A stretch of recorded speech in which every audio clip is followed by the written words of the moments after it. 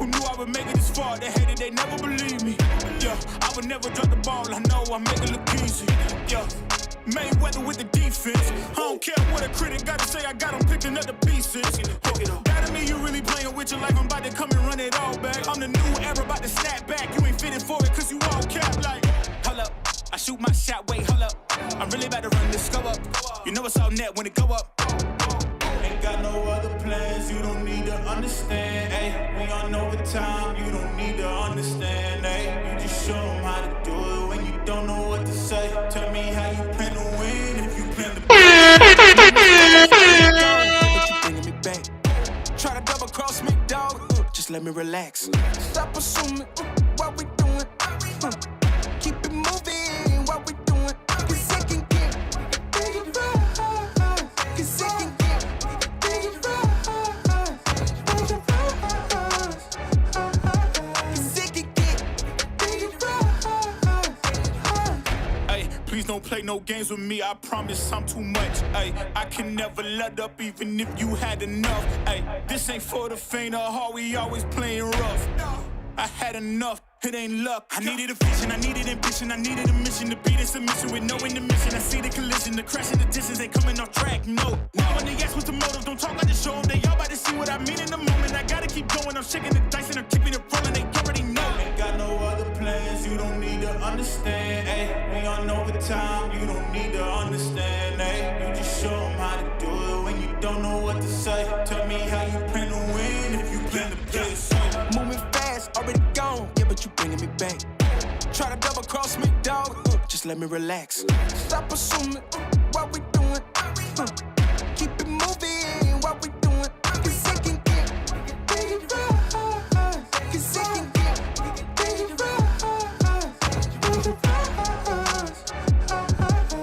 it can get bigger. ATP, salute, salute, salute. Salute, salute, salute everybody in the building, man. Happy hump day, hump day. We getting it in, man. A lot to talk about today. Believe it or not, we are getting closer to another decent sized fight popping up this weekend. Conor Ben, Chris Eubank 2 going down this weekend. I know a lot of people here on the American side of boxing is not that interested in that fight as much. But guys, this was Fight of the Year candidate, right? Earlier this year. Will they follow that performance up? Probably not, right? But it is what it is. Still, I believe it's going to be a great fight. We're going to talk about that today one way or the other, regardless, because there's some adjustments that need to be made in that fight. We need to figure it out. Who do we think is going to win that fight, right? And, can the adjustments be made on both sides? How much room is there for adjustment on both sides based on the aptitude, the ability to make the adjustments is probably the bigger factor. Bigger factor more than anything. And yes, round one, we're going to talk about that as well as Jake Paul steps up his game, responds to the backlash he is getting. Will there be redemption in this fight for Jake Paul one way or the other, man? Listen, man, Anthony Joshua, no matter what people want to think about Anthony Joshua, He is a unified two-time unified heavyweight champion of the world, an Olympian.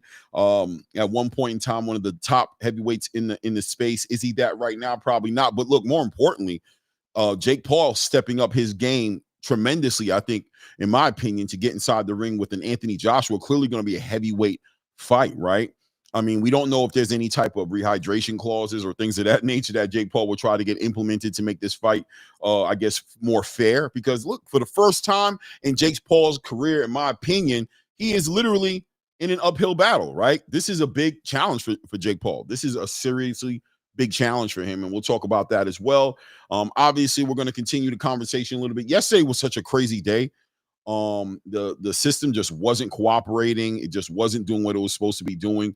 And I didn't, if you look, you'll see we pulled down the video from yesterday, right?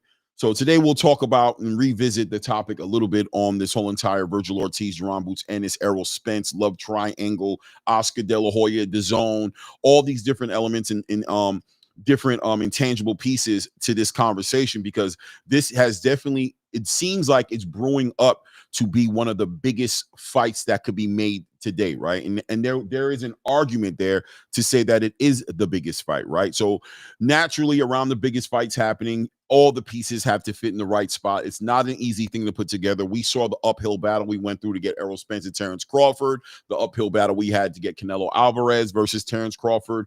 David Benavidez and Canelo Alvarez never was made. We can go back to Manny Pacquiao versus Floyd Mayweather and how complicated that became, right? So all those different things are taken into consideration, and we'll talk about it. Also, styles make fights, right? That is an understated statement. Styles make fights. We'll talk about that a little bit today, right? Because when we're talking about the resumes of Virgil Ortiz Jr. and we're talking about the resumes of Jaron Boots Ennis, and we try to actually figure out who has the edge in this in a fight between them, you bring up the resumes, and people might want to use a triangle theory and say, because Virgil Ortiz Jr. maybe he did fight a more difficult fight in a Serhii Bohachuk or Israel Madrimov or an Erickson Lubin in comparison to, let's say Jaron Ennis's last three fights, his fight with Usama Lima, Stanionis, Harutunian, right? Well, I always say Harutunian. I don't know why I want to say that guy's in his name, but Karen Kukudachin, right? There's an argument to say that Virgil Ortiz's resume is a little bit better, but how does that translate as far as these guys fighting each other in the ring? And styles make fights, because listen, and we'll talk about it. We'll get deeper into it. Styles always do make fights, right? And that's why you might see a fighter be very successful throughout their whole entire career and run into a style that they haven't been, exposed to in a long time, and that'll literally be their Achilles, and where you see them get exposed, right? Errol Spence looked great until he got in the ring with Terrence Bud Crawford, right? He looked great. His career was moving in a certain direction where he looked like he was going to run over Terrence Crawford, maybe, right? Maybe the power was going to be too much. Canelo Alvarez looked like there was no reason for him to compete with Terrence Crawford, because it didn't make any sense, because he was just so much bigger and so much stronger. But styles make fights, right, ladies and gentlemen? So we have to talk about that. We don't have to talk about that, but we will talk about that today, right? We'll talk about all those things. The heavyweight division making moves. We're gonna move the needle in that one. Let me go ahead and say hello to the people who are in the building. I noticed there's only a little bit of people in the building, like 17 people. Okay, I guess there's a lot going on in the YouTube space. I don't take it personal. Replay gang, enjoy the replay if you're not seeing it live, right? Maybe people aren't getting the notifications too. I don't know. YouTube is kind of weird. Today, it seems like the feed is good. I don't know, right? I'm happy about that. It looks good. It doesn't look crazy. I'm looking at it. I hope I'm coming in clear and everybody's hearing me, things of that nature. Hit the like button as we step into the building, and definitely subscribe to the channel if you haven't done so, right? Salute to the people who are here, though. Shout out to Kalia World in the building. Peace, Queen. How you doing, sis? Crypto Chris in the building. Salute to Crypto Chris. Says salute Clay in the chat. SOB TV in the building says salute Clay and blessings. Round one, let me know. Says, did you hear about AJ replacing Tank? And we talked about that a little bit, and we'll talk about it a little bit more. Blade Brown in the building. Salute to Blade Brown in the building. Devontae Richardson in the building says Virgil team say no bueno. I was gonna put that on the title. It's hilarious, bro. I was gonna put no bueno on the thumbnail. That's hilarious that you would put that on there, Devontae Richardson. I guess great minds think alike, maybe. But yeah, man, we're gonna talk about all that, man. Very interesting, right? And what boxing needs. We got to talk about that, man. The big fights being made at the right time. You know, money is important, but also we got to remind. I have to remind my people, and we should remind friends and family across the space who love boxing why we are here as fans, because all of us have our role to play in the circle of life when it comes to boxing, right? And I feel like sometimes fans have a bit of an identity crisis. We become we become the promoters, or we become the fighters, and we become other people, and we start speaking for them instead of allowing them to speak for themselves, and always remembering that we need to not forget to speak. Hold on a second here. I got a phone call coming here interrupting everything. We need to make sure we don't forget to speak for ourselves, because the fighters aren't going to speak for us. The promoters aren't going to speak for us, right? Turkey Al-Sheikh, to a certain degree, seems to be somebody who, believe it or not, no matter how people want to push back at it, it seems that he speaks for us to a degree, right? He tries to push what we want. But the fans are suffering a bit of an identity crisis in the past 10 years. And the conversations we get into, when you listen to them from the outside looking in, very rarely are those conversations conducive to us getting what we want, which I think is kind of weird, right? So sometimes you got to just be aware of who you are and make sure you're playing your position, because we're maybe the biggest missing piece of the puzzle as to, if you want to ask questions as to why we haven't gotten the fights we wanted, as to why we're not getting heard. It's probably because we're not speaking on our own behalf, right? We're becoming complacent and comfortable with fighters getting the biggest bags of money for fighting the least, having the least consequence in the ring. And that's great, like, I guess, in a landscape of, like, you know, Good Samaritan. Like, I don't know, boxing is such a violent sport. You don't play boxing, people can lose their lives in there. I can always resonate with anybody trying to make their job easier, get paid. Even at my job, I try to figure it out how can I work smarter and not harder? And I can resonate with the fighters want to do that. But as far as the fans are concerned, as far as the customer is concerned, do I want a horrible quality of cheese at the supermarket off the strength of it benefiting somebody else in some, positive way? I got to pay for it, right? So I want the best cheese I can get. I want the best cut of steak that I can get. I understand maybe the business needs to kind of figure out how to make their profits, but I want whatever they do. I do not want them to compromise the quality of the product I'm receiving, right? And that's kind of what's happening in the boxing space right now, to where people are like, man, I know we're getting a bad cut of steak, but, and you know what I'm saying? Look at the owner of that of the meat store, though. What about him? He's got to make money too. And it's like, I mean, yeah, but why are you talking about what the owner's making? Why are you not talking about that cut of steak that's looking crazy, not healthy, that you're about to put on your grill and feed your family with, right? You can't be concerned. You got to kind of prioritize and do a little triage on how you're going to approach these topics, because at the end of the day, everybody's in it for themselves. Everybody's in it trying to win it. But if you're not playing your position, then, you might be stroking somebody else's ego. He's partying on yachts, living his best life, and you're sitting here, eating some 3-week-old cut of steak. You know what I mean? That's looking weird. I mean, God bless them for sure. But what about you? Shout out to Here for Boxing in the building. Salute to my guy, Clay. What up, bro? What up, Here for Boxing? What's good with you, family? Bradley, 68 in the building. Ain't seen you in a minute. Bradley, good to see you, man. Saying, player. I love when Bradley comes in the building. Bradley could come up under 100 different names. It could be Bradley, 68. It could be like, just put a baby in your mama. It could be, it could be running your city. You know what I'm saying? Hey, flexing 68. All he got to do is put that play in there, and I'm going to know exactly who it is. As soon as I see that play, I'm going to be like, Bradley? And if it's not Bradley, I'm going to say, who jacking Bradley, right? Because Bradley's pretty much coined it, man. That's him right there. Shout out to Locke in the building saying, no Noti tuned in, though. I don't know what no Noti means. No Noti? No not? I don't know what that means. But salute to Locke, man. Glad you're in the building. Hope you subscribe to the channel as well. Make sure we're hitting the like button as we come into the building. Matthew Manhunt Walters in the building. Say Jake versus AJ. We're going to talk about it. Listen, man, what do people want to say, man? Locke saying is alhamdulillah, brother, by far my favorite boxing channel. Oh, no doubt, Locke, no doubt, man. Salute to you, man. Alhamdulillah for real, man. And assalamu alaikum to you, family. Glad that you're here in the building, man. Boxing over everybody.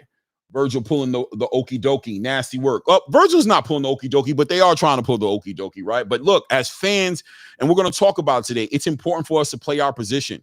It's important for us to carry it the right way, man. We are responsible to hold them accountable. Can't just pay for everything. You know, right now there's a lot going on in the boxing space. Everything is being moved around. The structure of boxing is being changed around. The pay-per-view model is being attacked, but replaced with the subscriber model, right? Where people are subscribing to the channels now, paying $45 a month if it's worth it to you to watch boxing, getting promised 12 pay-per-views a year. What kind of pay-per-views are we going to get? What deems a pay-per-view? Are we going to hold them accountable, make sure that the quality, the product they're delivering to us makes sense, right? There's so many things happening in boxing right now. We're ushering ourselves into a new era in this sport, guys. And it could be a great thing, but it can be the worst thing that ever happened to boxing. But a lot of that on the back of our ability to read the room appropriately, make our decisions accordingly, and make sure that we're holding boxing to the highest standards from a fan's point of view.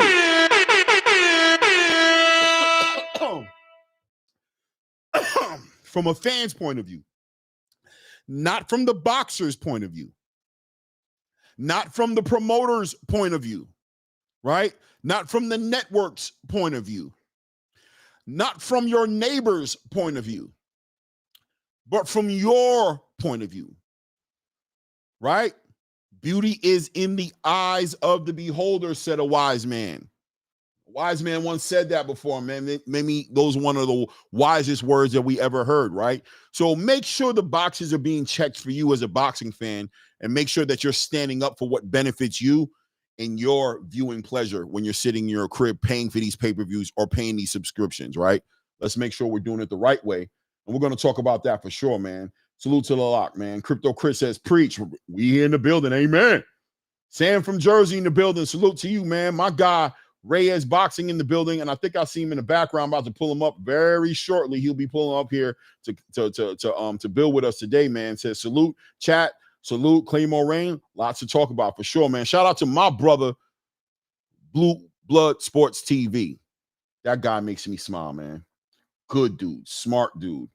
About his business. It's deeper than boxing rap with my brother Blue, man.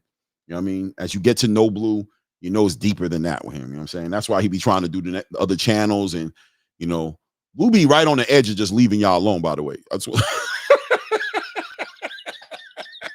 right there on the edge of leaving y'all alone. Y'all better stop playing with Blue, bro. He's gonna take his talent somewhere else in a minute if y'all don't start getting it together, man. Boxing is diabolical, you heard? Diabolical. Jesse A in the building said, I just hope y'all had the same energy when Bucks ducked Virgil 2 times. Hey, Jess, man, what would a boxing chat and a boxing channel be without the detractors? We love the Jess A's of the building. And I hear you, brother. But Jess, do you want, I have a question for all of the people who come on with answers like that. Do you want the fight or not? Huh, Jess? Do you want to see Boots fight Virgil or not? That's what I want to ask you, right? Because when you make a statement like that, and I can appreciate it, right? Jess, I want you to hear me. I totally appreciate your position. I mean that. Look at me. Look at me for a second, Jess. Don't reply. Don't roll your eyes. Stay right here with me, right? Don't go anywhere. Dial in with me. I completely understand and resonate with your position with that statement, because Boots did duck Virgil Ortiz twice. He had his reasons for it. He wanted to become a unified champion. He wanted to pursue other things. He wanted to do it on his own schedule. I get it. And we pushed back, right? I pushed back. I want to be honest, me personally, because you might have been watching me longer than I think you have, and I don't want you, but oh, no, you didn't. You're right. I didn't push back so hard, right? I understood, but I acknowledged the duck energy behind it. I said, you know what? That's what he did, man. And I wish he would have took those fights at that time. But I also resonated with his position to become a champion. And I translate that into this present moment right now, where I'm telling you, if Virgil Ortiz Jr. were to jump into a fight with Sebastian Fundora to become WBC champion, 154-pound champion, over fighting Jerome Boots and his next, I wouldn't like it, but I would understand. I would give him grace to do that. But to look at Errol Spence Jr., a fighter with 2.5 years inactivity, coming off a loss like that, to say that's a more favorable, no, right? So it is what it is, right? Boots can have ducked twice, and Virgil Ortiz could be on the verge of ducking right now. Can I get an amen in the church? It can coexist in the same space, Jesse. Jesse could be in the same space that Boots did that then, and right now Virgil Ortiz is doing what he's doing. However you want to look at it, it is what it is, right? Bradley 60 said, just know when you hit the like button. Just know when you on, I hit the like. Oh yeah, for sure, Bradley. Bradley, nothing but love, man. Grassroots, Bradley. Bradley, grassroots. And it's not easy because Bradley will sit up here accountable in 2 seconds. Let me know that I'm out of my damn mind. Claymore, you out your rabbit mind. You being biased. You over here you out of your mind, brother. Much love, brother, but you need to get your shit together, brother. You looking crazy right now. Shout out to my brother Anton Zegler in the building with the salams to me, man. Walaikum salam to you, family. Hope everything is good with you. Glad to see you in the building, man. We could talk some boxing. I ain't seen you in a minute, Anton, but we stay connected on Instagram and we text each other and stuff like that. So I know how life is. I also know that my guy is working a job that's not favorably scheduled for the time the channel comes on as well. Right? So I'm just happy you took a moment to go ahead and put the salams in the chat for me, brother. Good to see you in the building, man. Hope you're in the best of health and living your best life, man. Shout out to my brother, Mr. Big Play Brain. The building says, good afternoon, boxing family. Good afternoon, man. Let's see here. Jesse says, I do. There you go. I appreciate that. Shout out to my brother, Ray Davis. He should be in the building soon, too, as well. He should be probably in the background.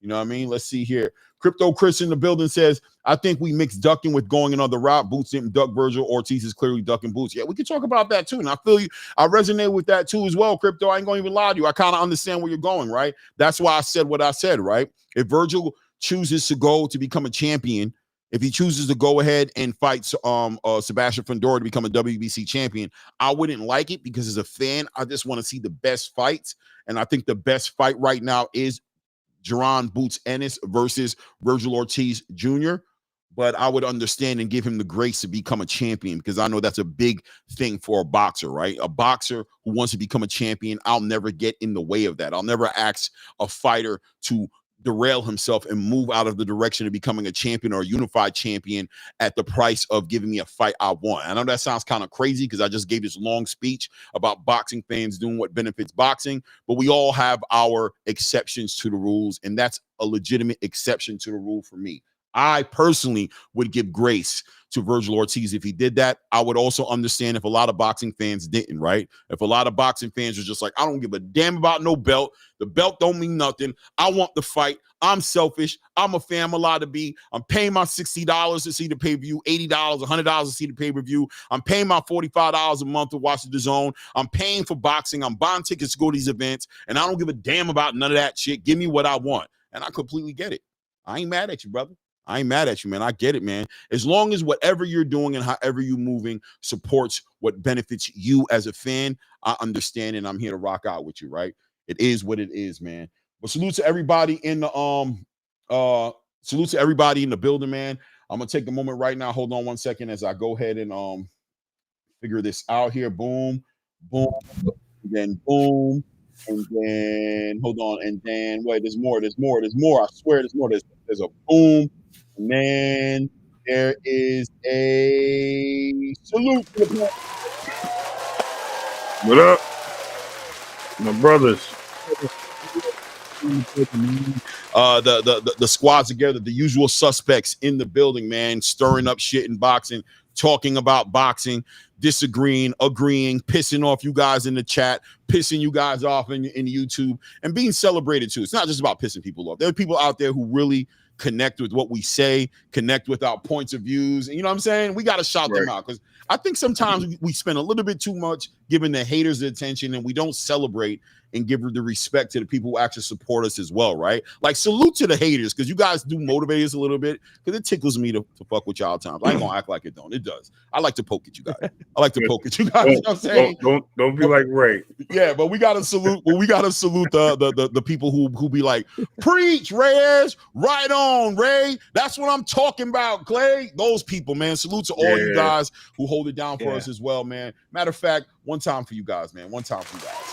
Oh man, you guys make it worthwhile as well, right? You guys keep us in business and keep us afloat as we continue to talk about this boxing. But to the panel, man. How's everybody doing? Well, Reyes, how are you doing? I know, I don't like to share your business, but I'll just keep it simple and say, how are you doing? And you can answer that however you see fit. Hey, man, just blessed to be alive. As you guys know, a lot going on. So keep trucking. Glory to God as always. And yeah, man, definitely lots to talk about in terms of the boxing space. If you notice, Clay, let me know if something messes up. But I am trying a new thing. Wifey just bought me these Sony XMs, very nice headphones, the NFL kind, but I don't know if it works. So I can hear you guys clearly. You sound beautiful, but hopefully my voice is clear. I'm not sure. You sound great. You sound great, man. Okay. Better than me. All right. I sound cool. Wifey was basically telling you, yeah, man, I don't need to hear all that shit, man. I bought you some expensive ass headphones. Yep. You know what I mean? You could take it as love. Yeah, we'll call it that. Just make sure those motherfuckers is on your ears. Yep. Exactly what you're doing. When you're doing this show. Just however you want to look at it, Reyes. Yeah, love. I love you, baby. Put these on your head and don't let me find you with them not on your head. When you're doing the show.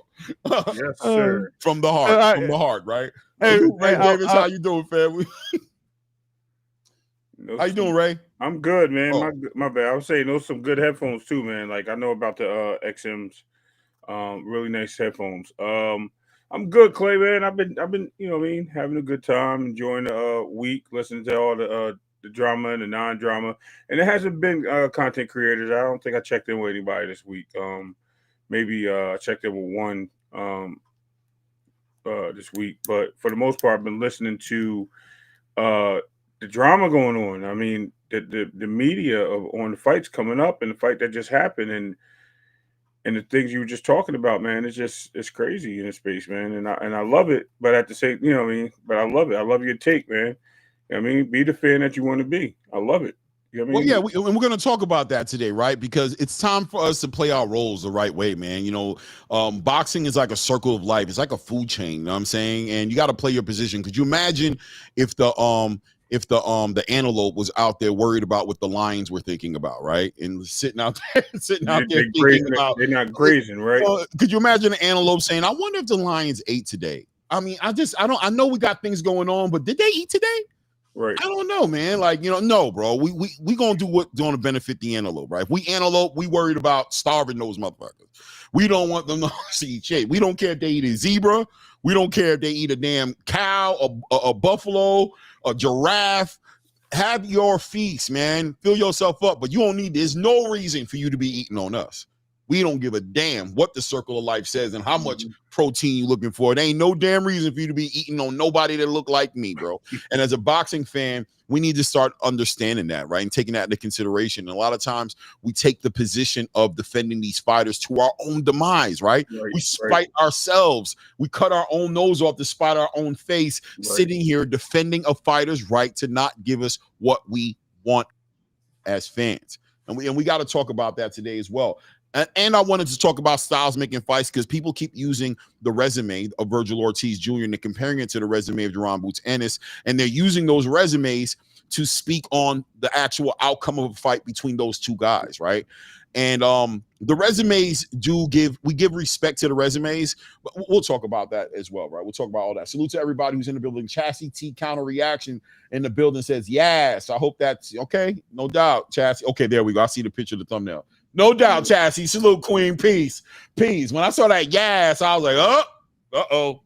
All right, man. I'm gonna do the right thing. Shelton Moore in the building. Salute to Shelton Moore. Says Mike Compinger reports that Jake Paul and Anthony Joshua are finalizing a deal for a fight in December. We are going to talk. I mean, let's speak to the elephant in the room. What do you guys think about that one, man? How you like that news, man? It's a report, Ray. That's all it is, man. Mike Coppinger's also been wrong before, so. All it is a report, and we don't know what we don't know. I think that part of it is it's a little bit of clickbait just because it is a big fight week for global boxing. And again, when we're speaking this from the fan side, remember that fandom isn't just in America. Fandom is everywhere globally, right? And right now, the hottest thing that everybody is talking about globally is Chris Eubanks versus Conor Benn 2. It is a big event. there are a lot of undercards. I mean, Bozianis is up there with Jack Catterall, so it's a big deal. And for Mike, it's a great card, by the it's a way. great People card. assuming Yeah, it's a great card. yeah. So for Jack Cotter, for Mike Coppinger to drop, oh, I've heard from sources that Jake Paul and you know what I'm saying? If it was really that close, Eddie Hearn is right there, man. Eddie Hearn can just tell us his damn self. So until I hear from Eddie Hearn, I'm gonna go with what Eddie Hearn said yesterday, which is there is no contract. All there's really been is a call and a conversation. He did say that their focus is to eventually get to a one more world title shot going into next year. He wants to put together the Tyson Fury Anthony Joshua fight. But then his caveat was, but hey, man, if Jake Paul's for real serious, there's no world that Anthony Joshua is going to say no, because come on, man, what are we talking about here? The bag is too crazy, right? Shout out to Warrior. Hold on 1 second. One quick. Warrior Class 3 with the $2 says salute. Snap benefits. Boxers and team needed too, no doubt. Warrior Class, man. I think snap benefits are getting ready to come back. The government seems like it's coming off the shutdown. It's not all the way done yet, but that's always a good thing. It's kind of kicking the can down the road. They still got to figure this whole thing out. But at least, you know, the people who are in need of these services, you know, it seems like that's going to be coming back to those guys and getting those people back on point, because that's always something, you know, I do, you know, my heart bleeds for the people that were benefiting off that and you know, arguably weren't getting it when they needed it. So that's a crazy thing. So salute to them, to the government. Yeah. Out and putting that together right now. And, you know, hopefully they figure it out for real in the big way, and the bigger picture gets acknowledged, which is, you know, the country has a game plan moving forward. We'll see what it is, right? Shout out to Warrior Class 3 in the building for that as well. But Ray, what do you think about this whole entire rumorville spinning around right now about AJ and Jake Paul potentially fighting in December? I done seen Rolly Romero. I done seen what's the name, Ryan Garcia still getting able to get permission to go. I done seen this guy, that guy, and then Small Fry. Listen, until it's announced by the MVP, like we said with Gervonta Davis, I'm not going to believe it, because a lot of these things just come out the woodwork because it's fandom, as we just mentioned. Like, the fans will put something out there. It'll be a linkage. Yes, Mike, I call him Cappinger because he caps a lot. And then, trust me when I say he caps a lot, Mr. Coppinger is always releasing information a little ahead of time, and he doesn't have everything dialed in, but he's going off of sources. And his sources is whatever his leaks are and whoever he talks to. Now, he's been right about a few fights because he was the first one to break believe it or not, he broke the Tank and Jake fight as well. I think he broke that mainstream as well. And everybody was like, wow. So he may be on to something. You know what I mean? And you heard Eddie literally that day say, hey, it may be, I don't know. He kept it hush until the next day when it got announced. So we researched it. We started seeing it drop. Even Nick, was it Nick Lincoln or Nickasai or whatever his name is, he was even on hush on it until the next day, until it came out. So, I mean, it's possible, but like I said, let the people that run the show do the talking before you start running with the narrative or something, because yes, they do put the stuff out there, and it may be true, it may not be true. Until we really hear from the horse's mouth, there's no reason for us to really run with something that's not genuine. Let me add this too, Clay, before you go. But think about this. If this is true, Ray, then Eddie Hearn is a genius, bro. If he holds it like all the way till Friday, and then, you know, like till it's all signed, the money's all set, and then Jake Paul's on a plane and Joshua's on a plane coming to Eubanks versus Conor Ben rematch in front of 72,000 people at Tottenham Hotspur Stadium. Now this becomes a global boxing promotional stage, and that's what Netflix wants. And you know, again, even though Dazn is is in competition with Netflix, they are and they're not, because their audience is different. Dazn isn't like movies and Hollywood and shit. Dazn is, you know, soccer, darts, billiard. They got their own thing that they're doing, right? So they don't mind promoting a fight that's coming up, especially if it benefits them. But that is the biggest part, Clay, is the Dazn part. Remember that Anthony Joshua is extremely loyal to Dazn. So Dazn has to kind of be like, yeah, cool, man, go make your money. Which I think they will say yes, but we'll see. We'll see. I'm not going to get all excited because of Mike Coppinger, as Ray said. We'll see. Yeah, no, listen, man. When you're talking about making fights like that, it's money. Right. And when big money's involved, negotiations play a big role. And we all have been here before, watching fights be announced, or having. So I completely resonate with your position completely. You know what I'm saying, as far as waiting for the people who count to speak on it, not just the outside people. Even though Mike Coppinger has, hit some things on the nail before. And I'll say this as well. Mike Coppinger now is underneath the scrutiny now as a legitimate part of Ring Magazine now, on the show with Max Kellerman now.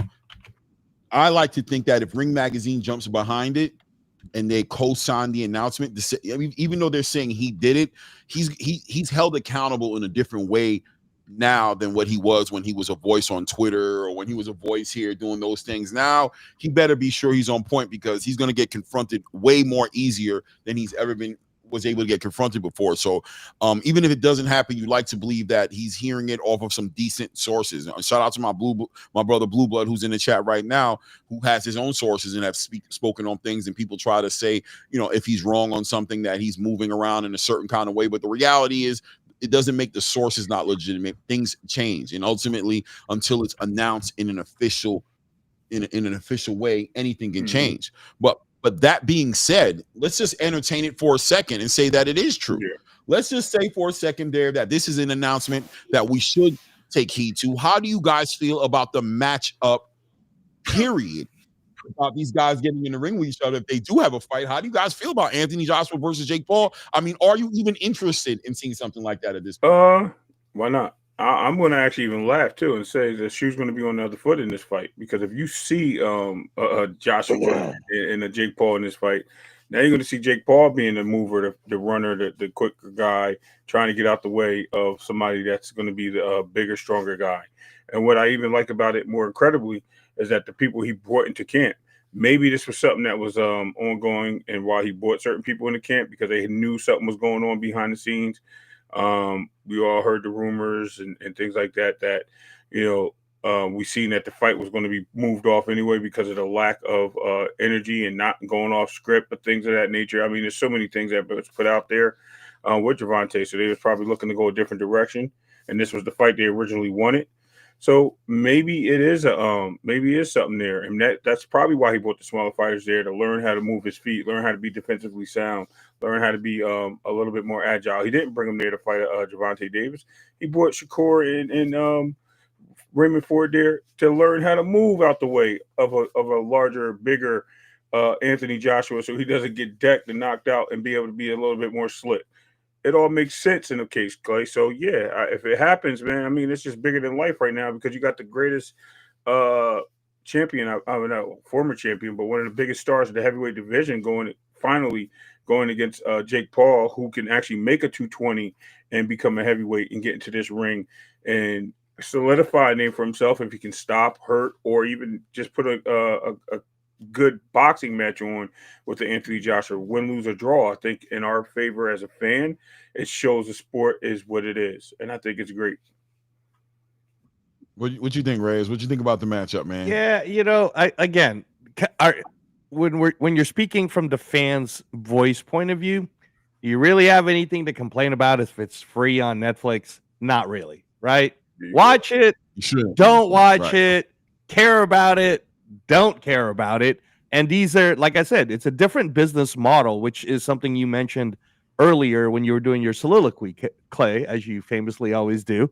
But we do have to, before the show ends, hopefully get a chance to talk about this whole new Dazn, pay $450 for the year, like what's right, what's wrong when it comes to a pay-per-view model versus a free model.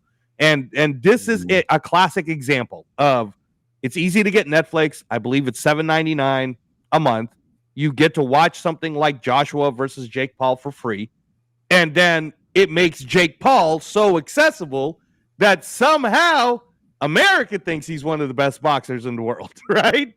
And yet we actually do have 20 world boxing champions who are born and raised in the United States, and ain't nobody know about those people, right? Jake Paul versus Anthony Joshua will be a bigger deal than Bootsy Ennis versus Virgil Ortiz, if that fight ever happens, because of this very thing, which is a subject in itself. So, what are my thoughts on Jake Paul versus Anthony Joshua? I mean, Clay, if someone told you they're going to give you a bag, bro, to go fight a one-legged penguin, you know what I'm saying? Like, are you know, even without any sparring, even without any training, we're going Clay, in. Me and the one-legged penguin gonna figure it out, bro. We're gonna get this money, man. You know what I mean? You do. To the one-legged penguin, do what you got to do to save your penguins and to save Antarctica. You figure it out. I'm gonna figure out what to do with my money, bro. Don't talk me. You know what I mean? But we gonna get it in on the date. We're gonna do the presser and we're gonna sell this as best as we can, and we're gonna get our money and keep it moving. But I want to add to it and say this, right? I personally think it's a great fight. I think it's a great fight for Anthony Joshua because I think he gets that audience, that casual crossover audience.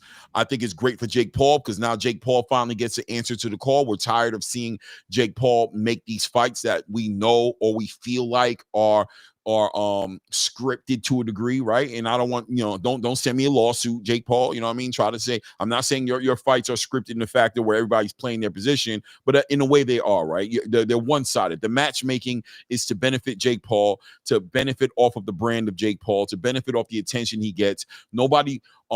Everybody wants to see Jake Paul lose, but I think we all understand that once he loses, a lot of that steam, a lot of that air is going to get taken out of his sails of that movement, man. So the reality is him winning is important, but him being able to lose is starting to be important now at this point. I think the Gervonta Tank Davis Jake Paul fight spoke to the idea of the boxing space not being all aboard these type of fights being made anymore, right? The fact that the tickets weren't selling, the fact that they were, that people are talking about that they may have strategically ended this fight and conveniently use Gervonta Tank Davis's situation to get out of something they were trying to get out of already, based off of the fight not hitting the algorithm in a favorable way to where they believe they were going to make profit on it, right?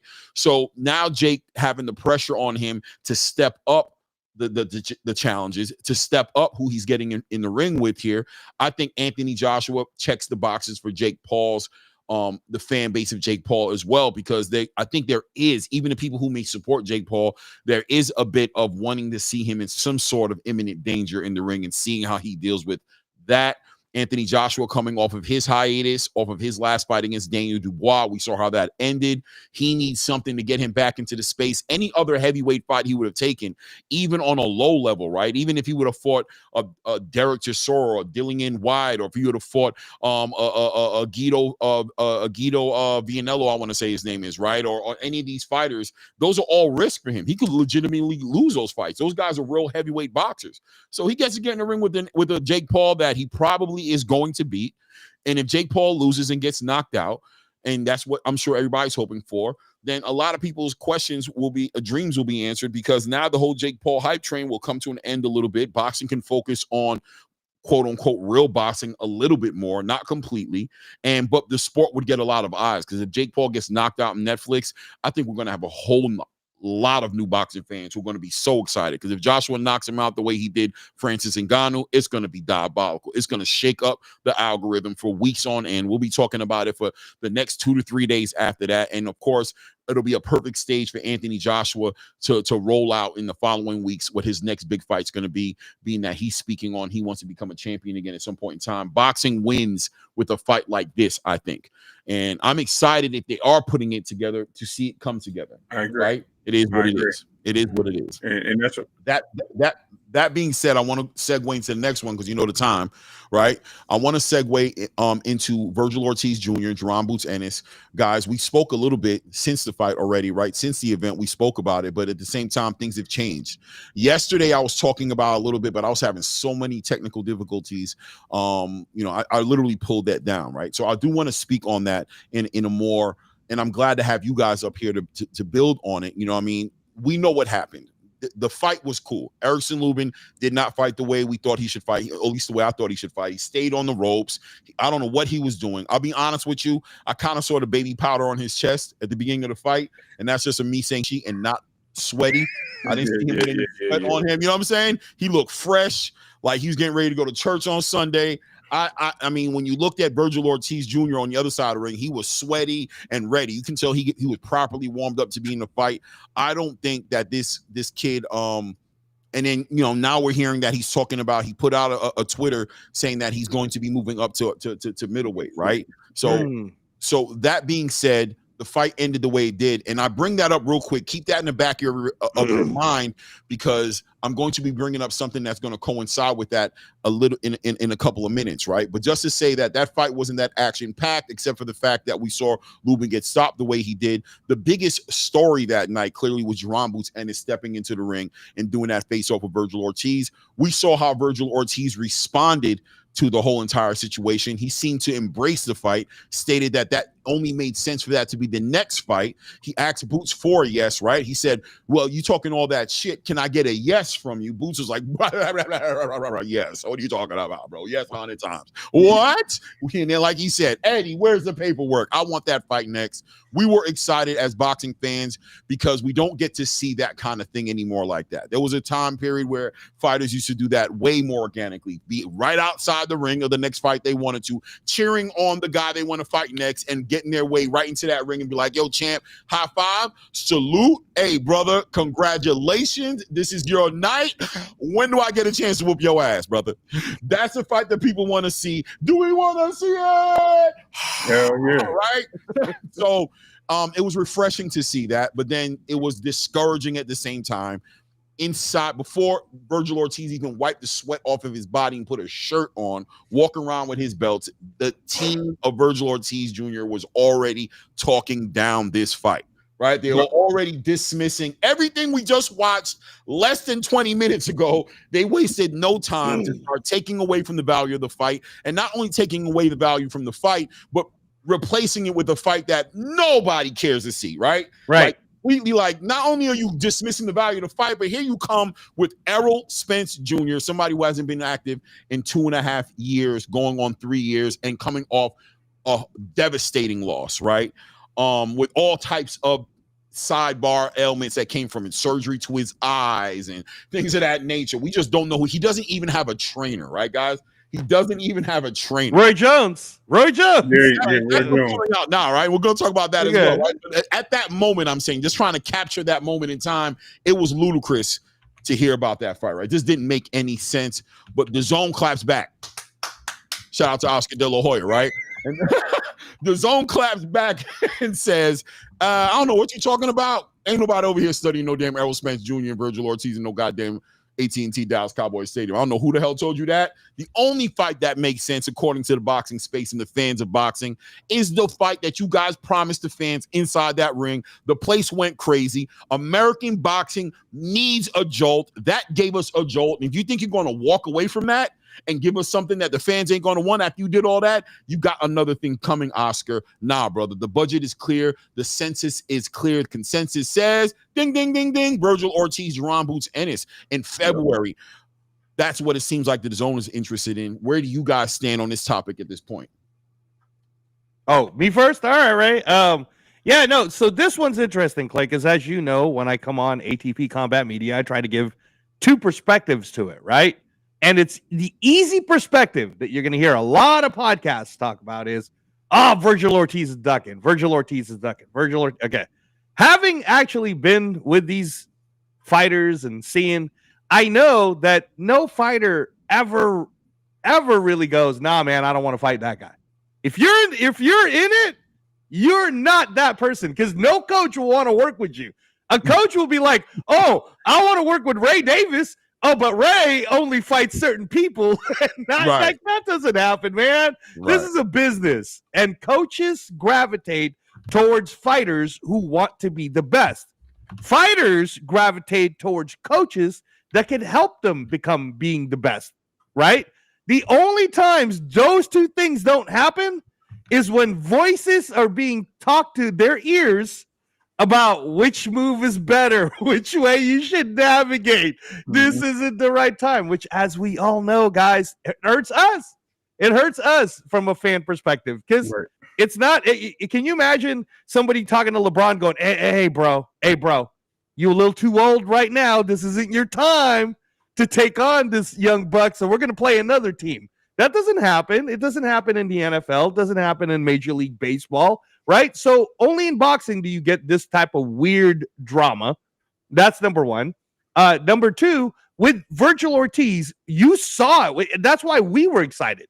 You saw in his eyes. He was like, hey, get your ass up in the ring. It wasn't even like, oh, let's wait for Boots and what he's going to say. He was like, hey, man, get your ass up here.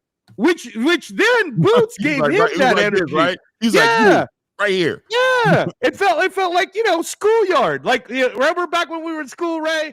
And somebody'd be like, hey, man, I'm going to see you after school. Be like, hey, I'll be there. Don't go talking to all the people about, you're not whooping my ass. I'm going to whoop your ass, right? And that's the energy that you felt. So we love that energy. Problem is, just like you said, Clay, soon as that happens, here's Oscar. Oh, well, Virgil's in control.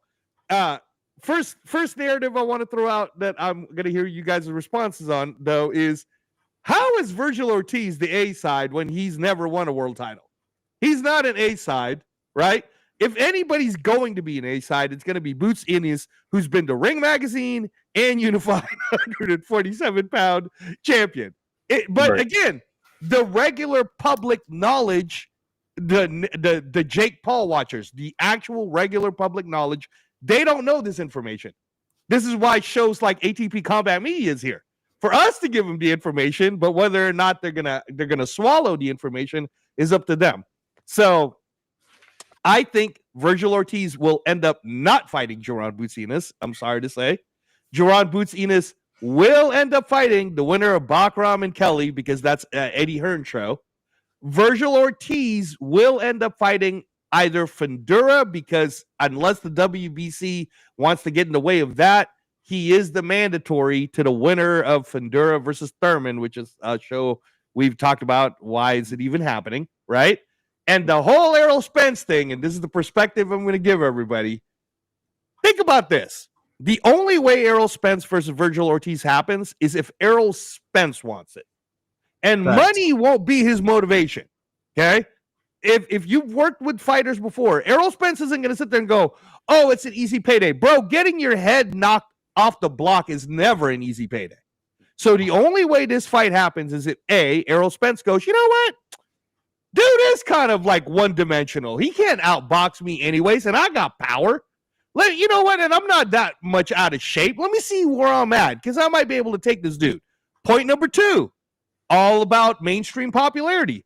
Well, what if instead of this fight being on Dazn, because Dazn's already sitting there saying, well, we're not going to support Errol Spence versus Virgil Ortiz. Well, what if Errol Spence goes, well, fuck you. We were going to go to Netflix anyways.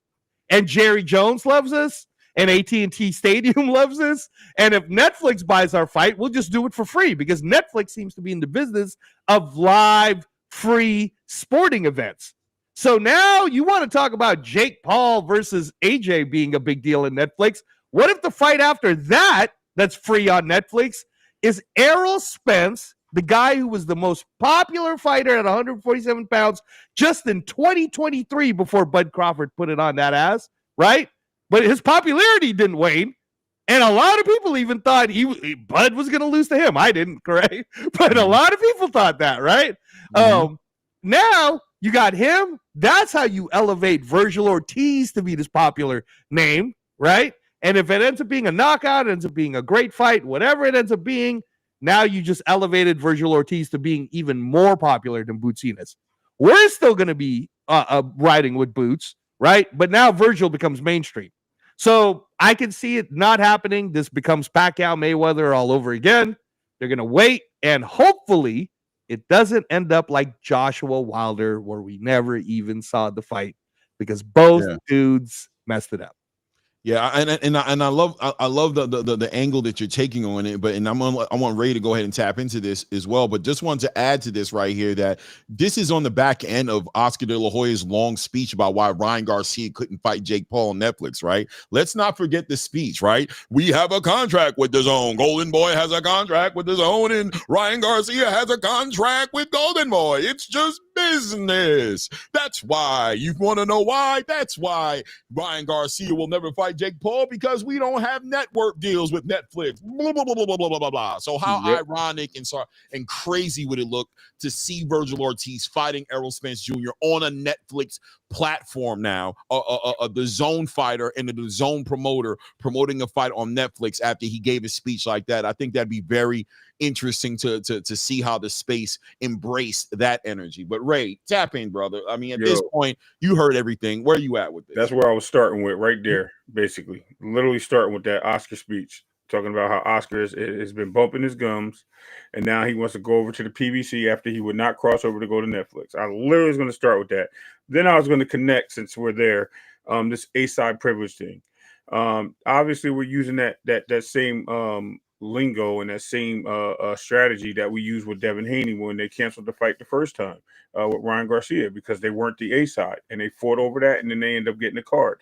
So if they're going to do the fight and they do move on with the fight, they're going to try to get every advantage and lick that they can to put it on their network, to get it on De La Hoya instead of Matchroom co-promotion. They'll have them, but Matchroom will be the smaller promoter. Because Oscar is that guy. He's a guy that wants to be ahead of the game. He wants to be on top of the world, and he just wants the attention. He wants to be the guy that controls the match, the smoke, and wins and losses. He knows this fight is a difficult fight. The reason why he knows it's a difficult fight, because I think Blue pointed out, he's a former boxer, and he's a great scout. He knows what his talent levels are. He moves his fighters strategically the way he wants to move. We all knew, and I think if we go back and you guys can watch it, my take on what I said on this show the week of the fight, and Clay, you put it up, and I was watching, and I said, man, to a T, right? I said, I would like to see Virgil keep that fight. Lubin keep that fight in the middle ring, but we all know the pressure's going to get to him, and Virgil's going to walk him down, and he's going to hurt him. So we all know that. So now moving forward, Boots Ennis and Virgil get in the middle of the ring. After Boots was there, but he called him to his face and said, let's make it happen. We see that, and then we see the team start shaking in their boots. You know what I mean? So frozen that, Jack Frost wasn't even there. It was snowing in Las Vegas because it was crazy.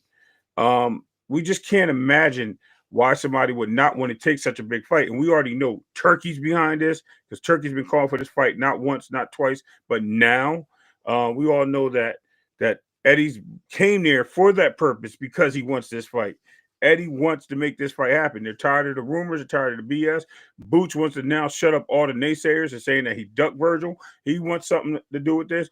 And now we're going to get this right back into this round robin of why this guy didn't fight me at 47 when he said that his body was depleted, but yet, he was looking to fight everyone else. And I called him out multiple times, and they told me he wouldn't be ready for me in 5 years.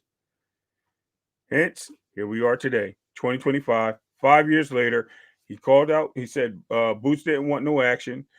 Boots team didn't want to talk. Blah, blah, blah. It was all about that noise before. Now we're here. We're here now, and your team's not wanting to talk. They're the one that doesn't want no action. So it actually looks bad to bring an Earl Spence into the equation, like you said, Clay, somebody that hasn't been in the ring in 3 years, pretty much, going on 3 years. And the fact that Earl is looking to get a trainer to probably prepare for this fight, but then we got to cross over to the PBC. That's the crazy part. And it's not just one fighter, it's the other fighter as well, which is Fandora. So both fighters are PBC fighters, and now you're trying to bring these guys onto Matchroom platform? I hope so. Or, I'm sorry, DAZN platform? I will hope so, because he's the A side, right? But how is that genuine when you got bigger stars at that point, right? You got really superstars. You got a champion, and you got a guy who, like Ray said, guy who ran the welterweight division, a guy that everybody has a larger fan base, and you want to do it in his state, his town, where he's more welcome than you are in Dallas, Texas, AT&T Stadium. And you think you're going to be the A side in that fight? No. PBC is going to steal the mess out of this, and they're going to take all the money, all the bread. So Oscar's not getting licks. Now that changes the perspective. Now we got to bring it back. So you take this fight with Eddie Hearn and Boots Ennis, you put it on the show, win, lose, or draw. It's respectable because we know what type of fighters and the level of fighters they are, and you get the fans what they want because the fans have been clamoring for this fight. You got in the ring, you already started the stage, and you're going to disappoint everybody? Bro, I ain't going to say duck, but I'm definitely going to say somebody tucked their tails and put a yellow stripe on their back because I ain't saying it. But you know what it is. Chicken. You know what I mean? Let's go. Yeah. You know, yesterday I was speaking to the idea of, you know, I always try to get the fighters, and Angelo spoke about it earlier, and he said, you know, listen, very rarely are these fighters in the business of like not wanting to fight each other, right? They come in here to test themselves and to be the best fighters they can be. So, you know, generally speaking, I think when we're pushing this energy out there and we're talking about ducks, sometimes the fighters really get the backlash of their handlers being the ducks, right? And I think that needs to be highlighted at times, right? Like Oscar's the duck, potentially Virgil Ortiz Sr. is the duck, maybe Robert Garcia may be the duck, right? The people around him, the supporting cast, clearly doesn't see this fight. They see the risk in this fight, and they want to manage that risk properly. They want to preserve the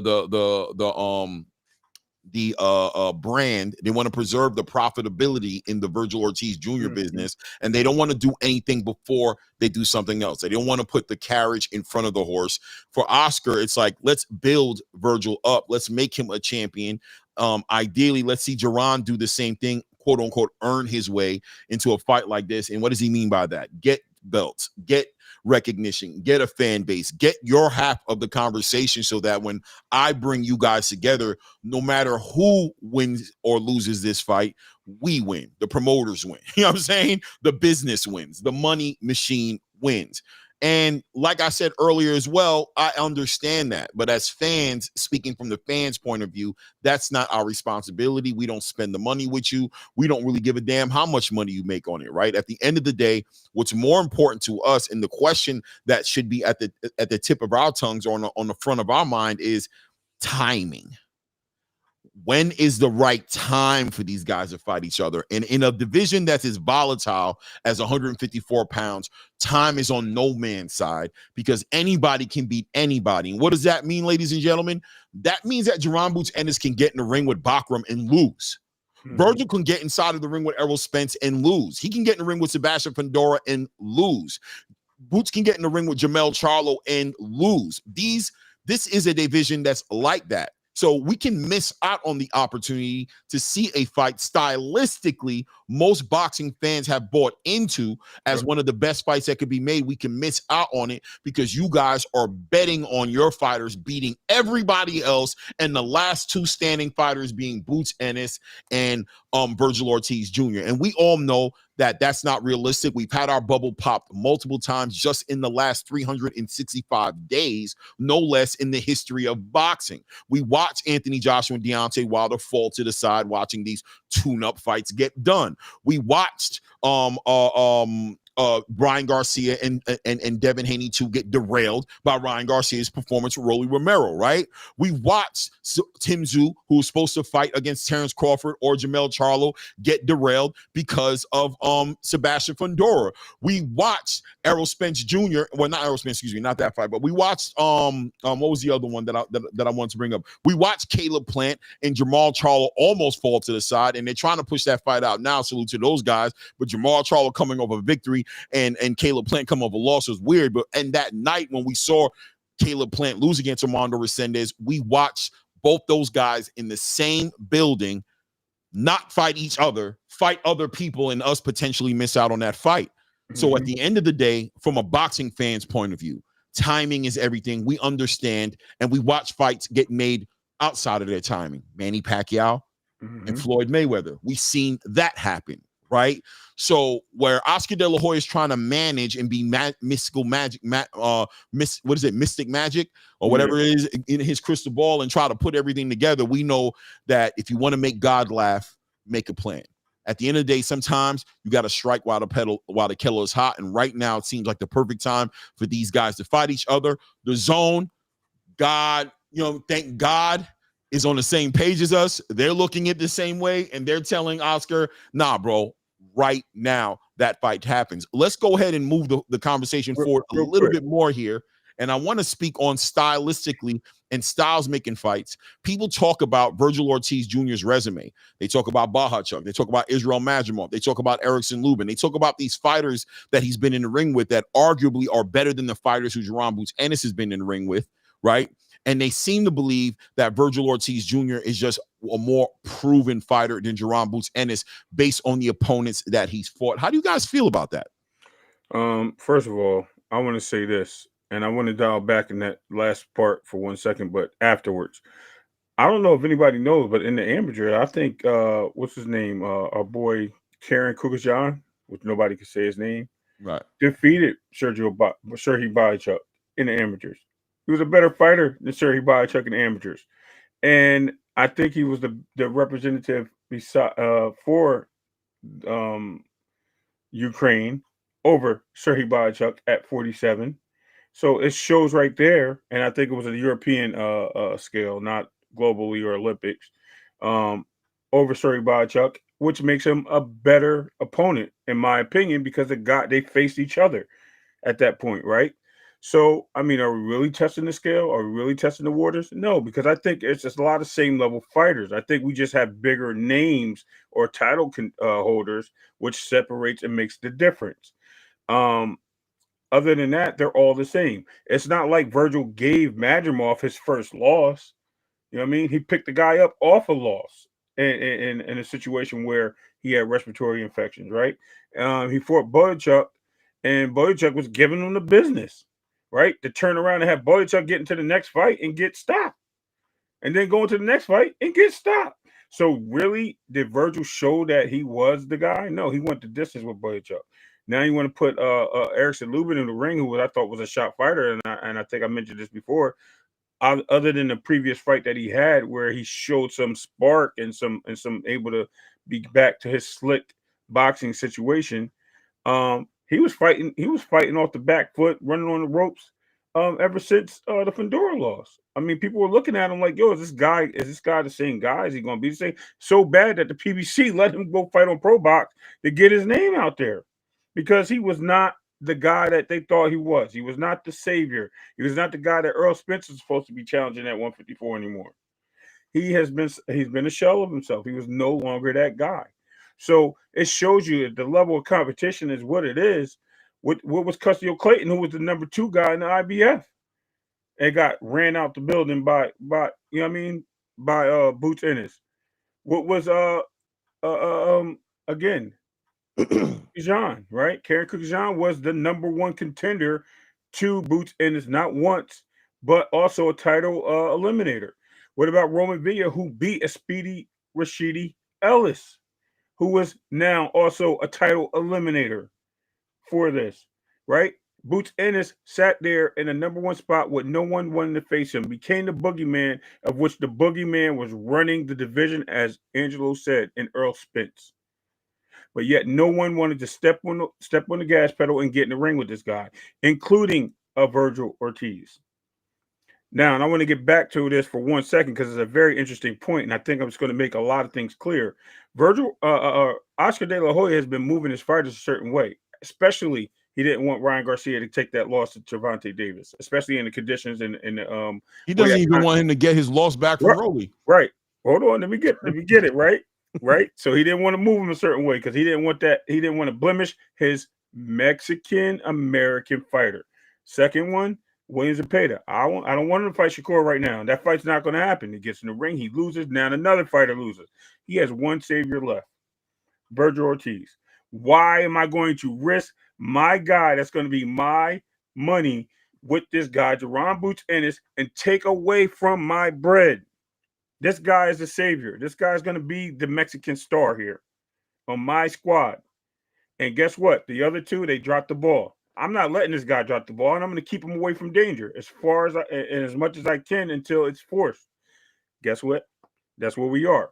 So that's why I said, when you talk about really everything, you got to look at the narratives and the things being pushed first before you look at who the opponents are, because I don't think his opponents and his resume is so much greater than Boots. No. Yes, Lima wasn't the fight nobody wanted, but Lima was ranked in the top 10. Davies was ranked number 1. Nobody complained about him, but I think he was a worse fighter than Karen Kukajan, who was ranked number 1.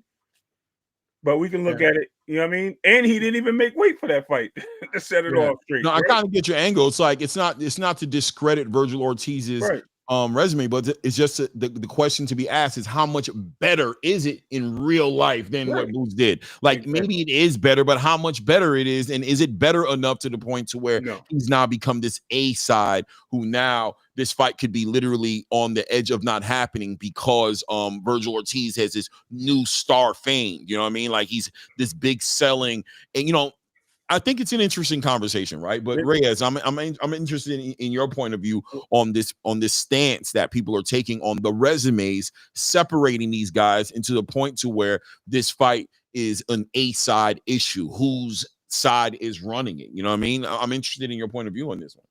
Yeah, no, and you guys, you bring up really good points, which is why if you're a casual fan and you're listening to ATV Combat Media, you get a lot of the insights of it. Because here's the thing: if you're not really paying attention to what's really happening and what the real facts are in the boxing space, you're going to be told something like Jake Paul's one of the best fighters we got in America, and you're going to believe it because what you see is what you get. Right. So all that's really happened, just like what Ray's saying, is Virgil Ortiz was getting moved a certain way.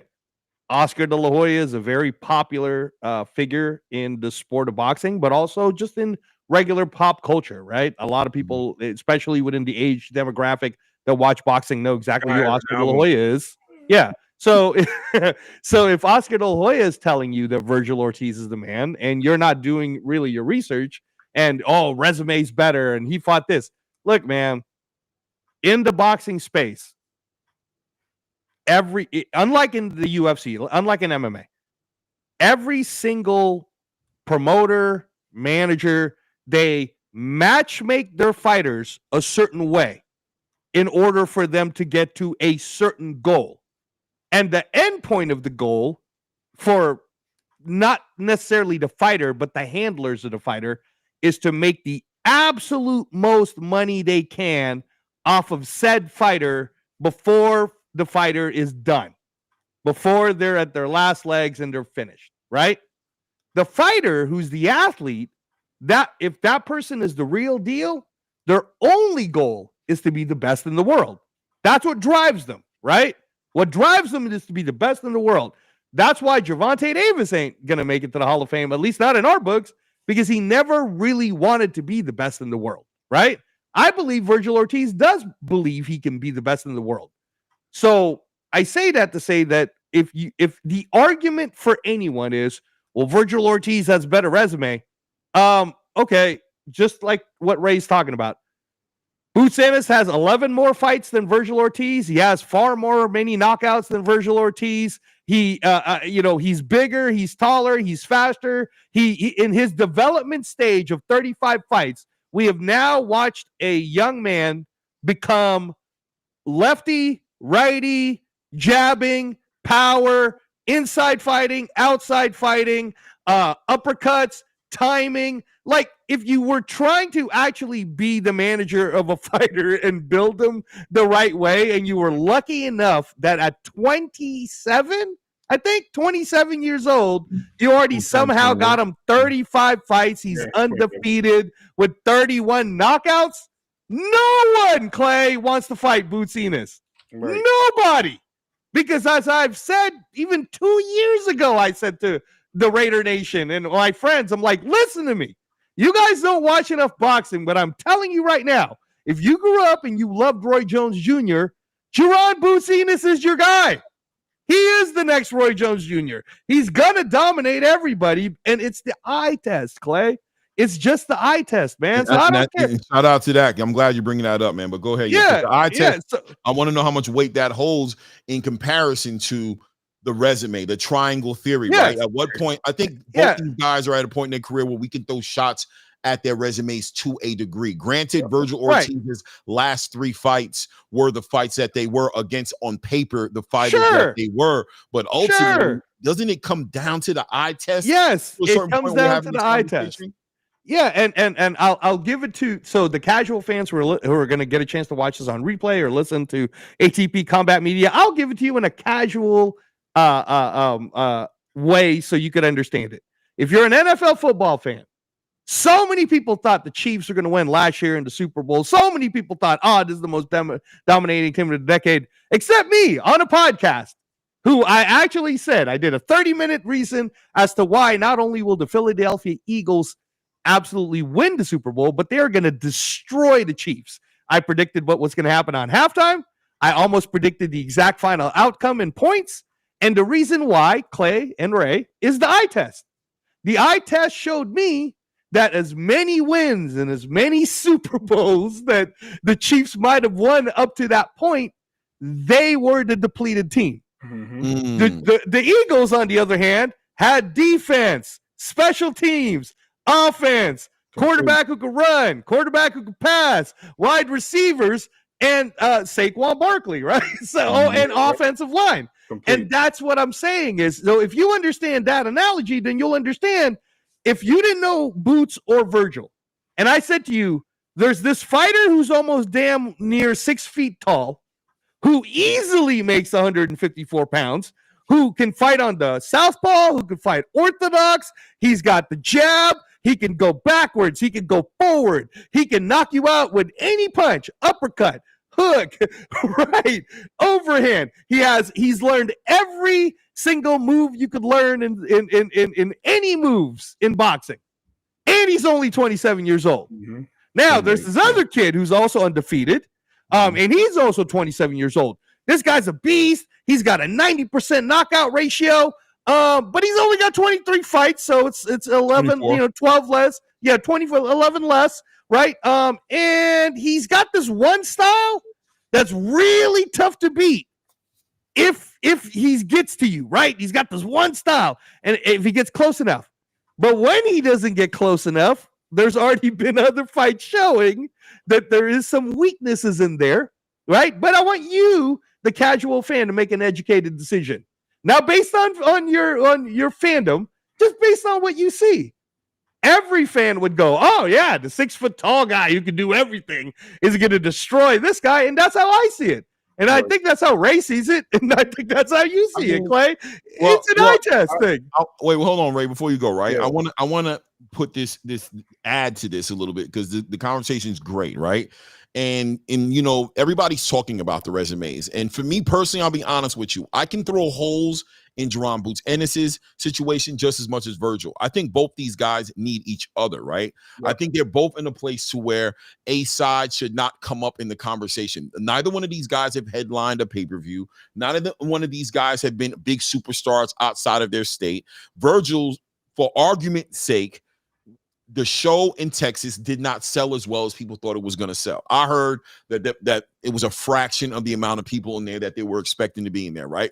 Call it whatever you want to call it. I even heard, people throw shots at the event itself, just the fights, the Darius Fulgham, David Stevens fight on there, the other fights that were on that card. The card just wasn't a super exciting card, right? And the fight was this quick, and people just aren't there with Virgil all the way yet. I think Saturday night's performance by Virgil Ortiz helps push him, right? It didn't hurt him. It moves him forward. People are starting to anticipate exciting fights for him. But at the end of the day, the big excitement and the big energy in the building, without a doubt, if anything made the energy in the building, it was the face-off between Jerron Boots Ennis and Virgil Ortiz. That's what changed the whole energy in the building. Not Virgil Ortiz knocking Erickson Lubin out and not any of the fights on the undercard. So the energy that these guys were able to put together inside of a 5 to 10 minute confrontation face-off shows where the money's at and that these guys could benefit off each other being in the ring.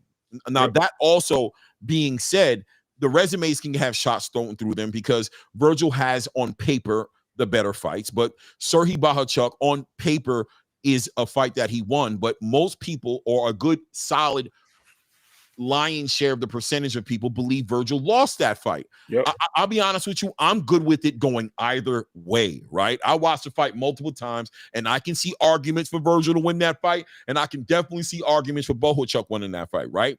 He fought against Israel Madrimov. This was a good fight on paper. Why? Because this guy fought Terrence Crawford. Now, we won't even go into the argument that people were destroying Israel Madrimov as a worthy opponent when he fought Terrence, that he was somebody who only came in with 10 to 11 professional fights. He was gifted the WBA title. He has no real professional experience. Nobody acknowledged his amateur experience. The only thing that validated Israel Madrimov as a legitimate fight for Virgil Ortiz Jr. was the Terrence Crawford fight.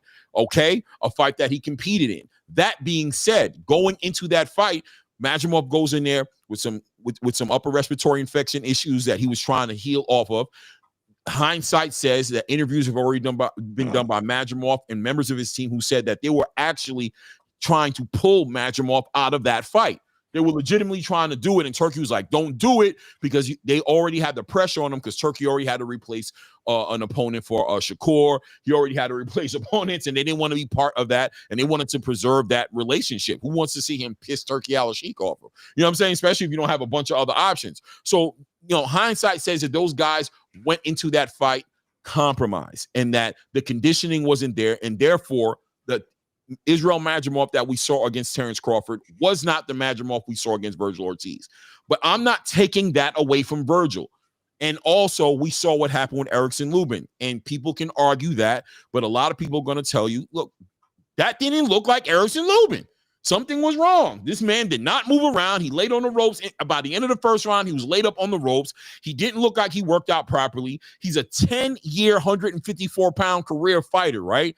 That's not a normal thing. Most fighters, after a certain amount of time, go up in weight. And then conveniently enough, after the fight is done with, he's going to the middleweight division. Once again, I'm not trying to take that away from Virgil, right? But I'm just trying to say, if we're going to get into the semantics of playing games about who resumes trump the other guy's resumes, I think it's a pointless conversation to have. I think the reality is everybody knows that the biggest fight that can be made in boxing right now is between Virgil Ortiz Jr. and Jaron Boots Ennis. And you don't throw dice at 154 pounds. You don't go and gamble that these guys will meet later as champions and it's going to be this great big fight. You don't do that, because the division is full of sharks and anything can happen at the end of the day, right? It is what it is, right? But I do want to keep it moving, right? Because we are on the time schedule. It is what it is. We'll clearly be talking about this as the weeks come about, and these stories start to develop.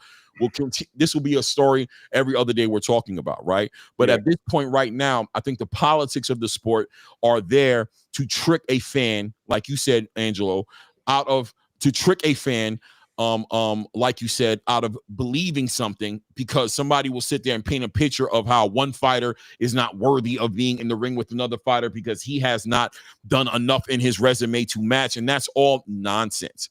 I'm telling you guys, don't cheat yourself. And I see the people inside the chat who want to make these arguments, but I'm telling you guys right now, the argument is either for or against this fight. It's really that simple, right? Like, you're either for this fight happening or you're against this fight happening. And if you're supporting Oscar De La Hoya's arguments, if you're supporting these arguments that support the idea that Virgil Ortiz should not fight Jaron Boots Ennis next, then just say you're not interested in the fight, because it's not helping the fight come together. Both these guys need to get inside the ring. Me, as a boxing fan, I know where my loyalty is, and I know what benefits me, which is seeing Virgil Ortiz Jr. and Jaron Boots Ennis fighting as soon as possible. That's what benefits me as a boxing fan. You make up your own mind on what's going to benefit you at the end of the day, and make sure that your argument supports what you're campaigning for, because you might be shooting yourself in the foot asking for a fight that you keep on trying to discredit every time it comes up. I'm just saying. Right. And respectfully, Clay, I just want to add this really quick, and I'm glad you just touched on that. Us as fans have to be fans of the fighters. If we're going to be fans, we're not fans of the management team. We're not fans of the promoters. We're not fans of that. Some people are, but we shouldn't be, because that's the business side. We're fans of the sport, and the sport are the two athletes in the ring that are competing against each other. And I want to say one important thing that I've always said, and I'm going to end it with this. I've always said there's an oldie but goodie. You're as good as your last fight. And the most recent fight was Virgil Ortiz. And the reason why everyone's on this whole parade of Virgil's the A side is because the promoters are putting information out. The team is putting information out saying that he deserves certain things because of because of what he just did to a guy that was a former championship contender.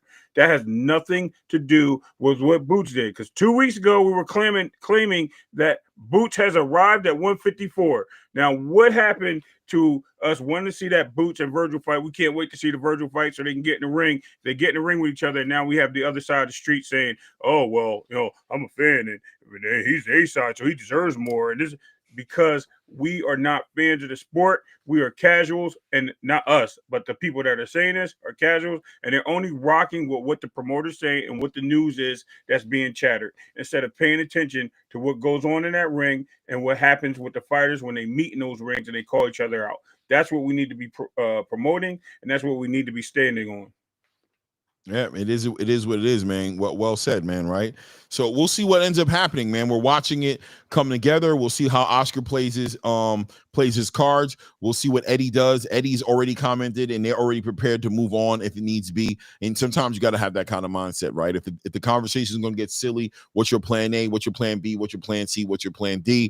So if that fight doesn't happen, Eddie said that, it's nothing for them to go ahead and put an offer out to Bakram or Zaliev. They seem to be open to doing that, to becoming a champion. Obviously the winner of Xander Zayas and Abbas Baharu is definitely there, as Boots is number one in both those sanctioning bodies. He's number one in the WBO and in the WBA sanctioning body. So he's lined up to become a champion as well.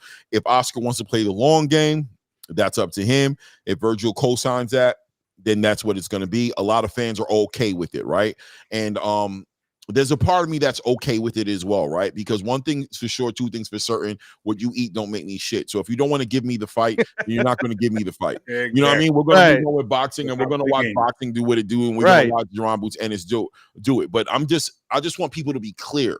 What do you want next? And are your arguments in support of that happening? That's all I'm saying. Just be sure to make sure that they're aligning, because sometimes we get into ranting and rambling and talking in multiple different directions, and then we don't even realize, hindsight showing, that you're crying about something you were shooting down from the beginning.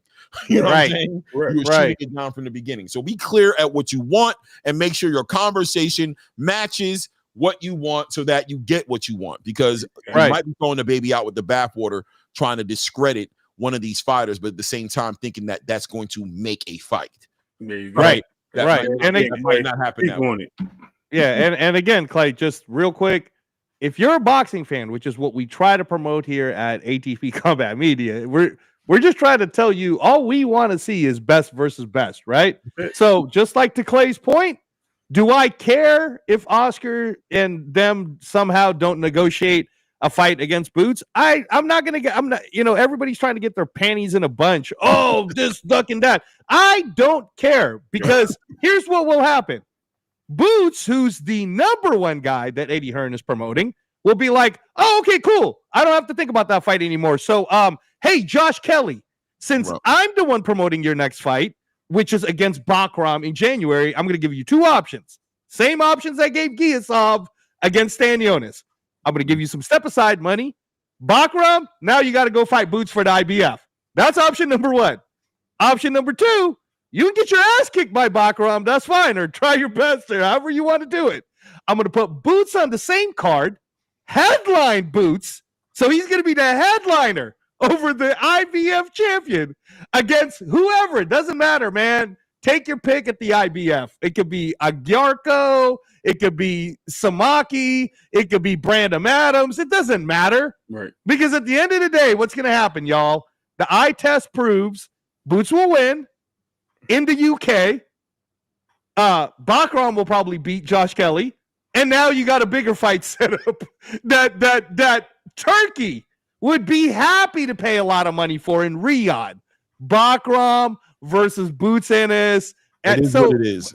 It is what it is. So Virgil, man, it will move. One monkey don't stop the show. In an ideal world, there's a lot of things I think we would have happen over what happens in the real world in real time, right? There's always, I believe, in anybody's life right now, there's an ideal way things would be right now in comparison to what it is. But we're grown men and we're okay with taking our medicine and being grown-ups and saying, okay, you don't want to fight.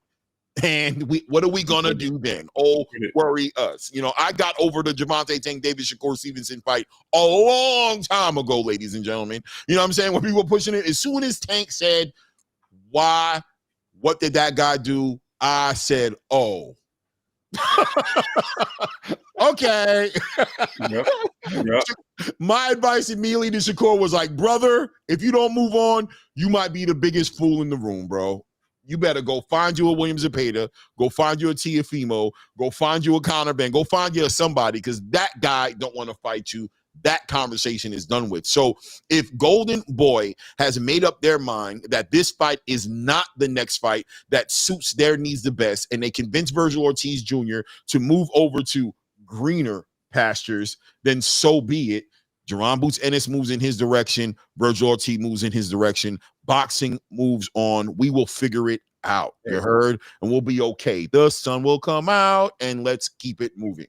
That being said, rolling into the Conor Ben Chris Eubank 2 fight that's popping off this weekend, an actual fight that's put together, that's had a lot of anticipation on it. The first fight was for the bloodline. It was for the last name, right? The first fight was for, shout out to Nigel Benn, father of Conor Ben. Conor had an opportunity to do what a lot of people wish they could do, defend their father's name. How many people get to live that kind of legacy, right? Gives me goosebumps right now thinking about it. I get to go in the ring and I get to bring redemption to my father who lost this fight, who a lot of people felt like in the rematch he won the fight, and I had an opportunity to go ahead and do that. And Chris Eubank, of course, he's a junior, right, of his father, Chris Eubank, a senior, who is a national boxing treasure to the UK, and he's here to defend his father's honor and make sure he stays the national treasure that he is. And I will not be the one to give you a victory over this family's last name. And God, did that not translate into an epic fight the night those guys fought, and looked like Chris Eubank might have legitimately came too close to the edge of being unalived inside of that ring, right? It was electric. I'm trying to pick my words, right? Yeah. I was waiting for it. Yeah. Inside that ring. And listen, man, Conor Ben came up short, brother, but not in a fight to where we did anything less than celebrate both those guys for leaving it all in the ring. And the powers that be found it necessary for us to see it one more again. And they'll be meeting up on Saturday. And this fight right here, going into it, let's talk about adjustments, right? Because these guys have to make adjustments. Both these guys came close to winning this fight. Conor Ben has to feel like he could have done some changes. He was this close to winning this fight. He staggered Chris Eubank multiple times in this fight, hurt him. He knows the power's there and that it translates. He was a little bit emotional going to this fight. Everybody remembers Egggate and the big egg in the face that he got. He was just wired up to get to this guy, and a lot of people feel like that might have been his downfall in this fight, right? That maybe if he dialed it back a little bit and was a little bit more patient, he would have got a different outcome. And of course, Chris Eubank, his complaints was the weight cut, right? And people saying that he didn't cut the weight cut properly. But here we go into this next fight. Chris Eubank, as the winner of the last fight, agrees to the same terms and conditions. He's back at 160 with some sort of a rehydration clause. So how uncomfortable was he in the first fight? They say money makes the world go around. Money moves the needle. It's prize fighting. Of course, Chris Eubank is not going to leave that money on the floor. But all of that being said, blah, blah, blah, blah, blah, rolled out for you guys to let us know where we sit on this fight and where are the adjustments going to be made, and maybe even who do we got winning? Best, as Angelo would say, sequela. Can you say it? Whatever. Soliloquy, my friend. Soliloquy. Thank you. I got the Q before the L.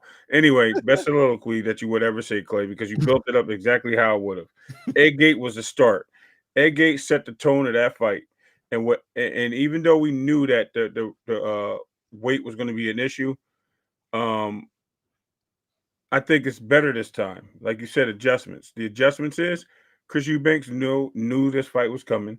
He had plenty of time to get ready for this fight. plenty of time to stay down at 160 and acclimate better to weight clauses and things of that nature, to stay healthier and come into that ring better, and knows what he can do, knows what power he has, he knows what mistakes he did, right? As far as Conor Ben, Conor Ben is a hungry child, man. He gave his respect, and because he gave his respect, he's coming into this fight a little bit more patient, a little bit more understanding of what Chris Eubanks is, the bigger fighter, the stronger fighter, the guy at the bigger division, but a guy that he was able to hit and land shots on that was detrimental, right? And change the fight and the complexity of things.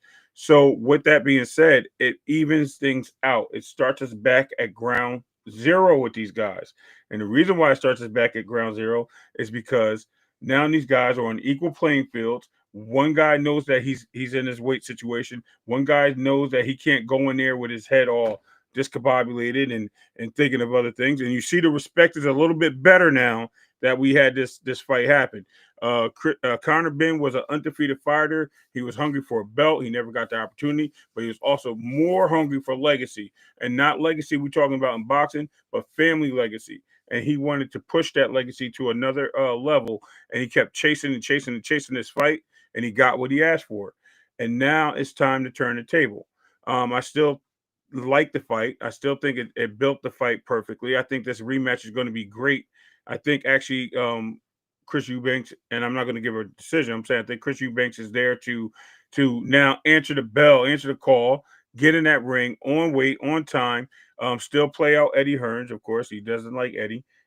Please disrespect Frank Warren, even though that's it was kind of representing him a little bit, and sit there and make this fight great again. This is what England has brought to the table for us. You've seen the fans support both fighters. You've seen even over here we supported both fighters, and we love the fight. So this shows us that you can get two great combatants in the ring. One can take a loss, and we can still support those fighters. So we need to get out of our ass, and we need to move forward and say, yo, this is where it's at. This is what's happening. Let's see these two get back in the ring and either get a 1-1 with a trilogy coming, or we get a 2-0 and we bury the hatchet. I'm good. Yeah. Well, I just want to add to that, right, and just say this: 20 seconds, not even. Yeah, man. But I'm also very interested, not just in the buildup of the story, but also the adjustments. Who makes the adjustments? Where does it happen at? We also got to factor in Bomac has been put into the equation now, which is another part of this conversation and makes it way more cerebral. He's on the Chris Eubanks side of the conversation, so I'll give it to you, Reyes. I mean, we know what built up the story behind this fight. We know what the first one's for. Is the second one going to be for the same stakes, or is this one a little bit more personal? Can we get the fathers out of the conversation now and say, nah, dude, now you officially beat me, bro? And shout out to my dad, but this ain't got nothing to do with him. Now me and you got smoke.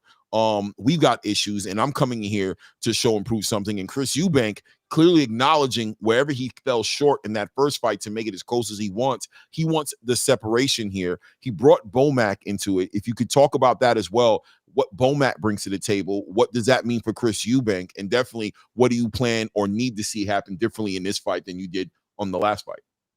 As you guys know, the famous Angelo Reyes quote at ATP Combat Media is always, we don't know what we don't know, right? So that's what happened in the first fight. What did we not know? We didn't know if Conor Ben could handle that much of a weight jump. Mm-hmm. We didn't know if Chris Eubanks was really still or was at the cusp of as good as he still could be, but at the age that he's at, right? And then there were the rumors about, oh, he really needs to be at 168 and even though he just scored a knockout in Riyadh at 160 just the fight before. So there was a lot of we don't knows, and Eggate happens. Conor Ben gets mad, blah, blah, blah. It becomes this huge event, though. Chris Eubanks is coming out of a limo. The crowd's going crazy. That was definitely a fight for the UK, and it was a fight for all of the people that have loved the rivalry between Nigel Benn and Chris Eubanks from back in the day.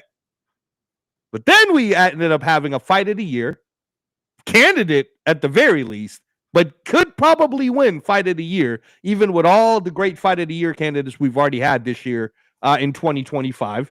That was just in April. And here's the thing, Clay, right? You're right. It is now just about Chris Eubanks Jr.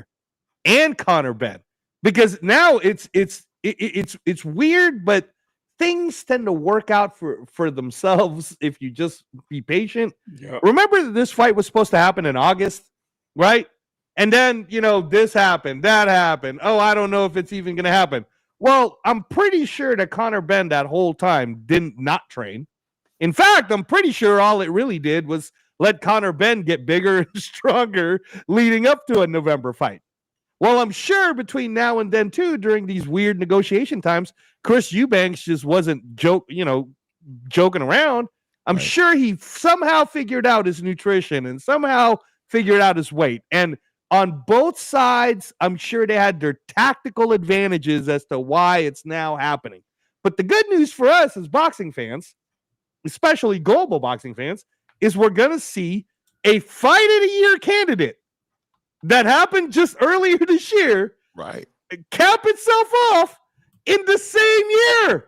That's the second time it's already happened. In 2024, what happened? We had Fury Usyk in May. Right. Then we had Fury Usyk in December. Surprise, everyone. Boxing is so good. Right. We had Ben Eubanks in April, and now we got Ben Eubanks in November. How amazing is boxing, right? So it's going to be more electric. I think they ended up getting more seats for Tottenham Hotspur Stadium. So I don't know if it's going to surpass the 72, but probably will surpass 72,000 people. Maybe they'll do some weird standing room only on the field. I don't know how they'll do it. It'll probably be closer to 75,000. There'll be more people watching this, especially outside of the U.S., because I don't know how many people are willing to buy the $60 pay-per-view and wake up at 9 in the morning. You know what I'm saying, right? But having said that, just to answer your question about this fight, I honestly believe that in this particular match, there's more at stake. More at stake for Conor Benn than even Chris Eubanks Jr. But if you're Chris Eubanks Jr. and you're in that camp, what you're thinking of is, bro, this could be your last big payday, right? Could be. Because if you go balls out, you put all your effort in, and you somehow win this, you might maybe get a Canelo fight. But other than that, I don't know if I really want you to fight anyone else at 168.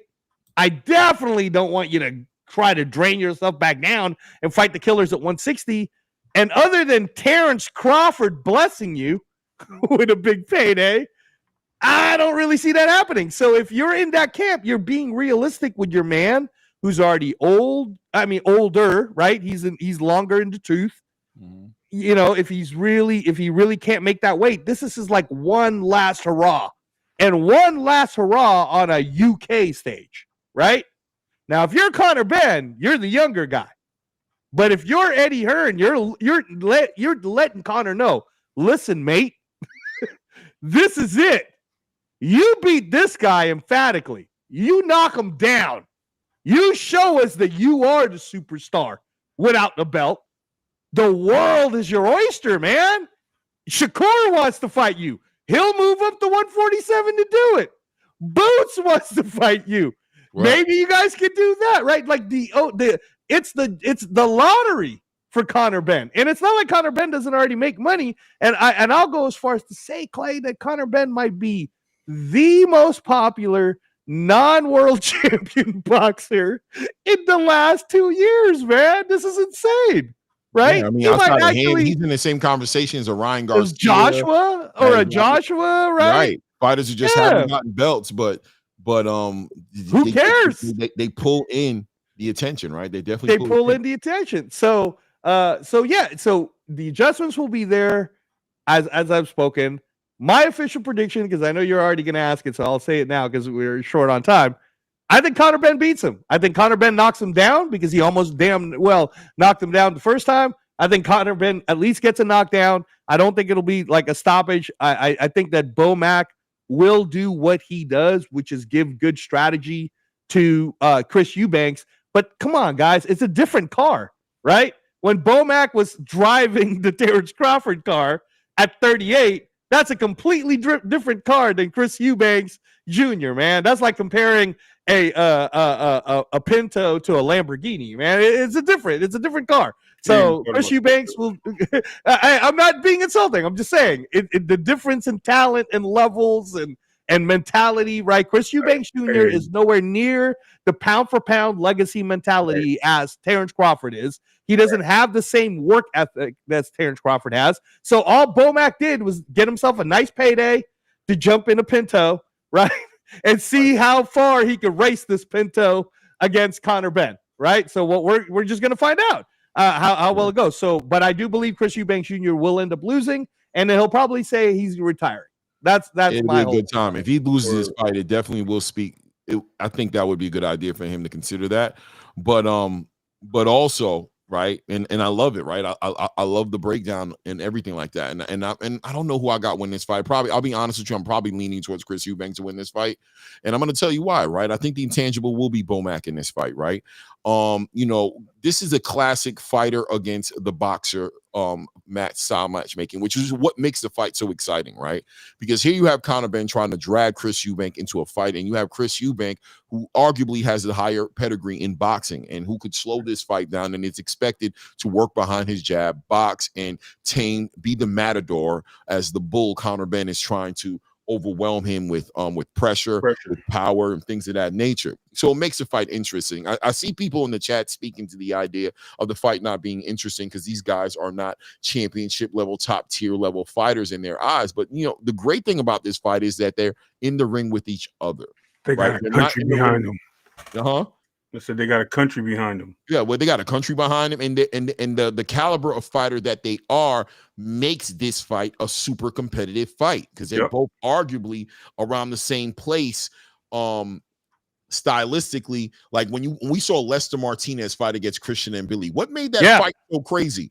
The fight wasn't crazy because both these guys are top tier level superstars, champions. No, it's because it's the timing and the place where these guys are at in their career and what they delivered to us as a fight. I don't know how many times I've seen no-name fighters deliver to me high-level fights where I'm like, I don't know who those guys were, but damn it, what a fight.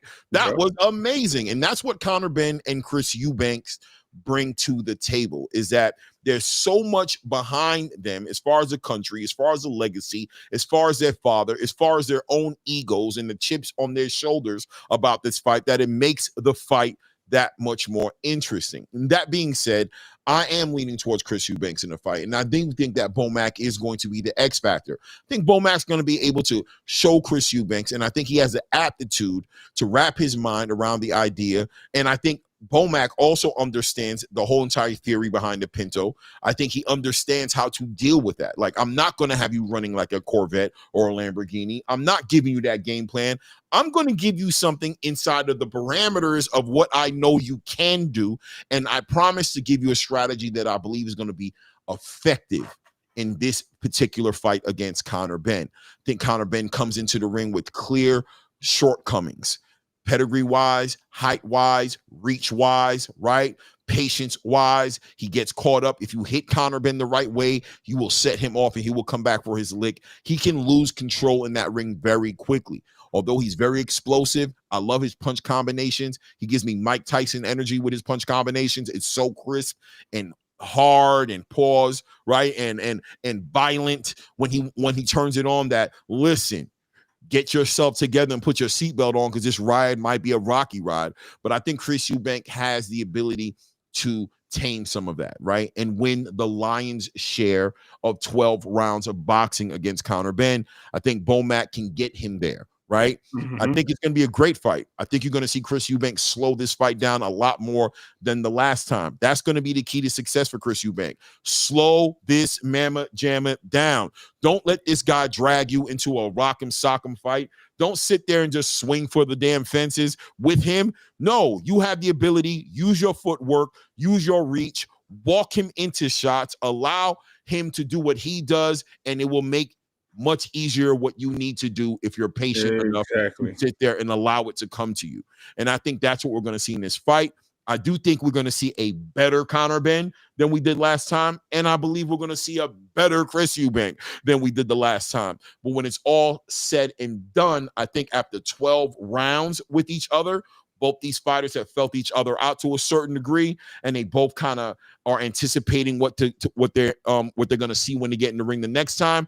I think Conor Ben is going to change a little bit, and I think Chris Eubank arguably has a lot more that he can change. I think that there's an argument to say that Chris Eubank wasn't even himself that night, as he even got emotional at parts in that fight, especially once he got hurt. And I think the energy of the night was a lot to deal with. His father showing up the way he did, the place going crazy. I think there was a lot of intangibles in this fight that aren't necessarily going to be here in this fight. This fight may be more X's and O's than it was the last time. And I think when it comes down to that part of the fight, Chris Eubank, I think, gets a little bit more favorite in there because I think he operates better underneath the X and O's game plan than a Conor Ben who's really an emotionally driven fighter, but a close fight nonetheless. And I'm looking forward to see, by the way. I don't know if Ray want to add to it. Go ahead. Yeah, no, I just want to say I didn't want to give my take, but I agree with you. I think Chris Eubanks does take this fight again. I think he actually does a better chance than last time. I think we have to understand that Conor Ben is just an aggressive fighter. He's a great boxer, but he's an aggressive fighter, and he wants to make the fight happen. And as long as you can keep him honest and not allow him to drag you into a fight, you have an opportunity to win. But let's also look at the bigger picture. He hasn't been the greatest fighter in his last two fights, right? Before Conor Ben. Peter Dobson was not a great fight. You had Rodolfo Azalordo wasn't a great fight I think that was in Miami, right? Because they had to fight in the States. Those weren't great performances. Why? Because according to sources, the clenbuterol or the eggs that were found in his system were tainted and caused him to be on steroids, and his sharpness and his skills were all elevated. He was a dominant fighter before this egg gate came out. Now we're into a situation where Conor Ben looked human, and he looked human in two fights prior. Now we have weight issues. We had him fighting above weights that no 147 fights, catch weights and things of that nature. Now he is where he needs to be. I think he does dial it back in. I think he actually worked on this. Like you said, Clay, this became personal, but it became personal on a level of not my dad legacy, but on my legacy. I need my win back. I think I'm a better fighter. I think I'm a guy that got you to a point where I was able to see what I can do against a guy that's bigger than me. And I think I can get back into this ring, and I think I can make an opportunity to redeem myself. At the end of the day, I just think it's just too much. I think that when you have a smarter, more poised fighter, a guy that can utilize the jab and his distance and things of that nature and be controlled, it hurts the guy that wants to make a fight happen. Fights don't go out the way of happening unless you force the fight. And if a guy doesn't want to be controlled and put into a fight, fight's over. It just becomes a display of skill. And I think the more skillful fighter is Chris Eubanks, and I think he dominates the fight that way. Yeah, man. I think it's gonna be a great fight, man. We'll see what ends up happening. We do have Rafael Espinosa getting ready to defend his WBO title. Is that this weekend? Yeah. Well? Yeah, that's also that's the whole and we can't expand on it because we have we got to start closing it up right now. Exactly. But just, like, do we know where to watch this fight? Or so here's what's funny, right? Is it looks like a top ranked card because that's what it is. Right. If you live outside of the US and you have Azteca and Univision and all of that, it's gonna end up being very accessible. It's gonna be accessible and free to everybody. Because it is happening in the later part of the day. Because the Eubanks versus Ben fight's happening in the early part of the day. I believe it's 12:30 Eastern time is the start time and the whole bit. So this Mexico fight's gonna happen way later. I'm sure someone somewhere will end up putting it on YouTube live. I don't know. We need you to get it together, man. We need you to get it together, bro. We can't be making out on fights like this. We keep hearing like there's a Tubi could be possible, Roku channel. I don't know. All I know is Emilio Vargas is fighting, Lindolfo Delgado is fighting, Richard Torres is fighting, Arnold want to see all Kagai these versus fights, man. Rafael. It's gonna be a crazy card, bro. What do you mean? Yeah. I gotta try to catch it on somebody illegally streaming it or putting it on Or YouTube Tubi. or Tubi, or I gotta go on Facebook and see if maybe they might roll it out on Facebook.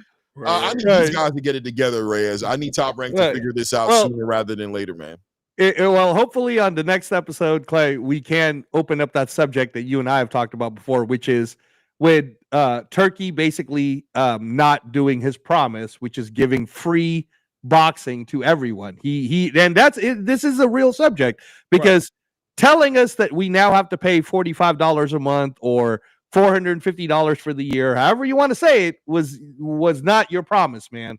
Your promise was, Turkey, and we love you. Don't get me wrong, we do. Right. Okay, but you did promise us it was supposed to be more accessible, and what you've actually done now is made it less accessible. And this has been the problem, even when PBC had the Fox deal. Yeah, what you've done is you steered the traffic to the zone, and you're trying to go to the zone, and we see the play because we know you own 10% of the zone. Yes. Right? So, but at the end of the day, it's a backdoor play.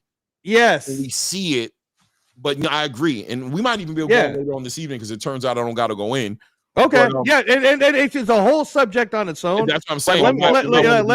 Let me just end with this so that we can close. And I got to go anyway. But the fact that Dana is going into Paramount Plus, free CBS, regular TV, right? Now you hear Oscar starting to talk about how he's going to try to do sort of the same type of thing. At the end of the day, Jake Paul is popular because he's been accessible to everyone. Okay. UFC has gotten more popular than boxing in the US because of the accessibility to everyone. And please, guys, don't get mad at me when I say that. What I'm talking about is casual, regular people who do not watch combat sports on a regular basis know more about the UFC than they do about Jaron Bootsinas. They know more about the UFC than they do about Virgil Ortiz. Don't get mad at me. It wasn't my fault. I didn't make it inaccessible. Angelo, you're always trying to pass the buck, bro. You're always doing this, bro. Everybody knows, bro. You need to stop this now. We all know whose fault it is, Angelo. Ridiculous. No accountability from this guy, ladies and gentlemen. No accountability. Talk about kicking the can down the road. How much more of this can we take from Angelo Reyes, bro? Right. How much more will you stand for this? And not to mention, we got our local, our young, talented family member of mine fighting also on the 15th locally in Atlantic City. Oh, that's right. And he's and what's really good is that he's the co-main of the main card. You know what I mean, of the card. So. I mean, he's moving up in the world. He's going to be doing this thing and just don't quote me right now, man. But there's a good chance you might see me out there, bro. Let me know because tickets is probably going to sell out. So Ray. So okay. shout out the fight and shout out when and where it's going to be. It's Atlantic City. But go ahead. And I promise you, I'm going to be watching everything. And the fight's going to be an ESPN knockout for the Espinoza fight. So I will be watching that on my phone. Right, I will be watching that on my phone as well as paying attention at the event. So it's going to be some craziness. You know what I mean? I usually try to record stuff when I'm at the fights and add it to the playlist. But now we're going to be watching this fight as well because that's going to be going on. It'll probably be going on the way home because those fights usually tend to end early because a lot of these guys get early knockouts and stoppages. But I mean, and who's he fighting, Ray? Is he getting a knockout too? Yeah, he's going to knock this dude out, bro. He's see. Clay talked about the body campaign, right? I'm going to tell you who he's fighting right now because I think the last guy pulled out. I'm not gonna, and it is in the it is in BoxRec, so you can actually look it up. But well, we know it's not Stephon Diggs because he never pulls out. Yeah, so. Paul. Yeah. Well, is it him or Cardi B? All right, so his opponents to be announced. Never pulls out, bro. Ever. The last guy pulled out of the fight. So this one here is to be announced, this opponent. So okay. I want to shout out Warrior Class 3 for putting some color in the chat earlier. I don't even know if he's still in the building, but we got so caught up in the conversation. But he says, who wins the debate? Claymore versus Roy Jones Jr., Reyes versus Paulie Malignaggi, Ray Davis versus Tim Bradley, Blue Blood versus Andre Ward, and Showbiz versus Stephen A. Smith. Yo, you know what? That's a hell of a card. That's a good I'll, card. I'll Card, bust bro. I'll be the opener. I'll be the opener for for that one. I'll be the opener. Warrior Now, who Class. be the headliner? I think that the headliner would have to be Showbiz and Stephen A. Yeah, that I would agree. definitely have to be the headliner. And then You'd probably be the co-main event, Clay, because Roy it'd Jones be and Blue you. Blood and Andre Ward. Blue Blood and Andre Oh, Ward. Blue Blood. Yeah, Blue Blood and Andre Ward. Yeah. But I don't know if Andre Ward could take Blue Blood, if I'm being honest. Listen, Man. I don't know. Great fight. And then we have, see, the thing about it is, and I'm going to tell you why. Claymore Rain versus Roy Jones Jr. would probably be the next fight. And then Reyes versus Paulie. We got to be the opener. It would be Ray Davis versus Tim Bradley would be the next one. And then Reyes versus Paulie Malignaggi. But I'm going to tell you straight up, the strength and the weaknesses. Showbiz and Stephen A. Smith is going to be a Showbiz. It's going to be a great fight because you're going to have the knowledge of Showbiz and his personality versus the experience of Stephen A. Smith, right? He's not as knowledgeable on boxing, I don't think, as Showbiz, but he's so experienced on how he carries himself on the camera and doing these debates, making all those debates on the NBA and NFL and doing all that first take. I think that would be an interesting fight, and Showbiz, I still think, would win it on the eye test, right? Because skill-wise, you got to favor Stephen A. Smith with all that experience. With Blue Blood and Andre Ward, I would give it to Blue Blood, and the reason I'd give it to Blue Blood is because I think Andre Ward is going to be exclusively speaking for the fighter. And I think when it comes on to the debate about these fights sometimes, not about the fights as far as who wins and who loses, but on just other boxing topics, Blue Blood will have the fighter's point of view. He's been there, he's seen it, he's been close to these fighters, but he also has the business and also the fans' point of view. And I think being that the crowd is going to play its part, kind of like that versus conversation with the rappers, I think he knows how to play it a little bit better than Andre Ward as far as controlling the crowd. Andre Ward has had his opportunity to be that guy on a top rank as a commentator, and look, he didn't last, right? They for some reason they moved on for him because at times they say he gets a little bias in there. He's fair. I'm a big fan of Andre Ward, but I think Blue Blood takes that one. When it comes to Ray Davis and Tim Bradley, man, bro, that's a shooter. I ain't gonna lie, Ray. Respectfully, Tim Bradley's ass. I don't know, man. I think Tim would get you, bro, because Tim got the knowledge, he's got the energy, and all of a sudden, he's got this swag on YouTube when it comes to breaking down these fights. Man, I don't know, bro. Like Tim just showed you, like he pulled another tool out the bag. He showed you this new wrinkle to his game. I think it'd be a great fight. I think Ray would challenge the shit out of Tim Bradley, but I don't know what the consensus says when it's all said and done, because Tim is just showing us this other side of his game that I think he moves the needle more than I do. That's why I think I get him.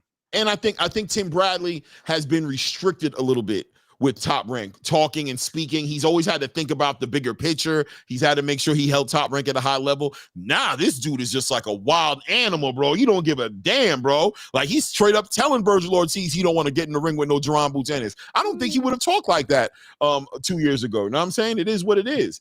And Reyes and Paulie Malignaggi, I'm going to give it to Angelo. You know why? Because Paulie Malignaggi is too emotional. This would be the boxer versus the brawler.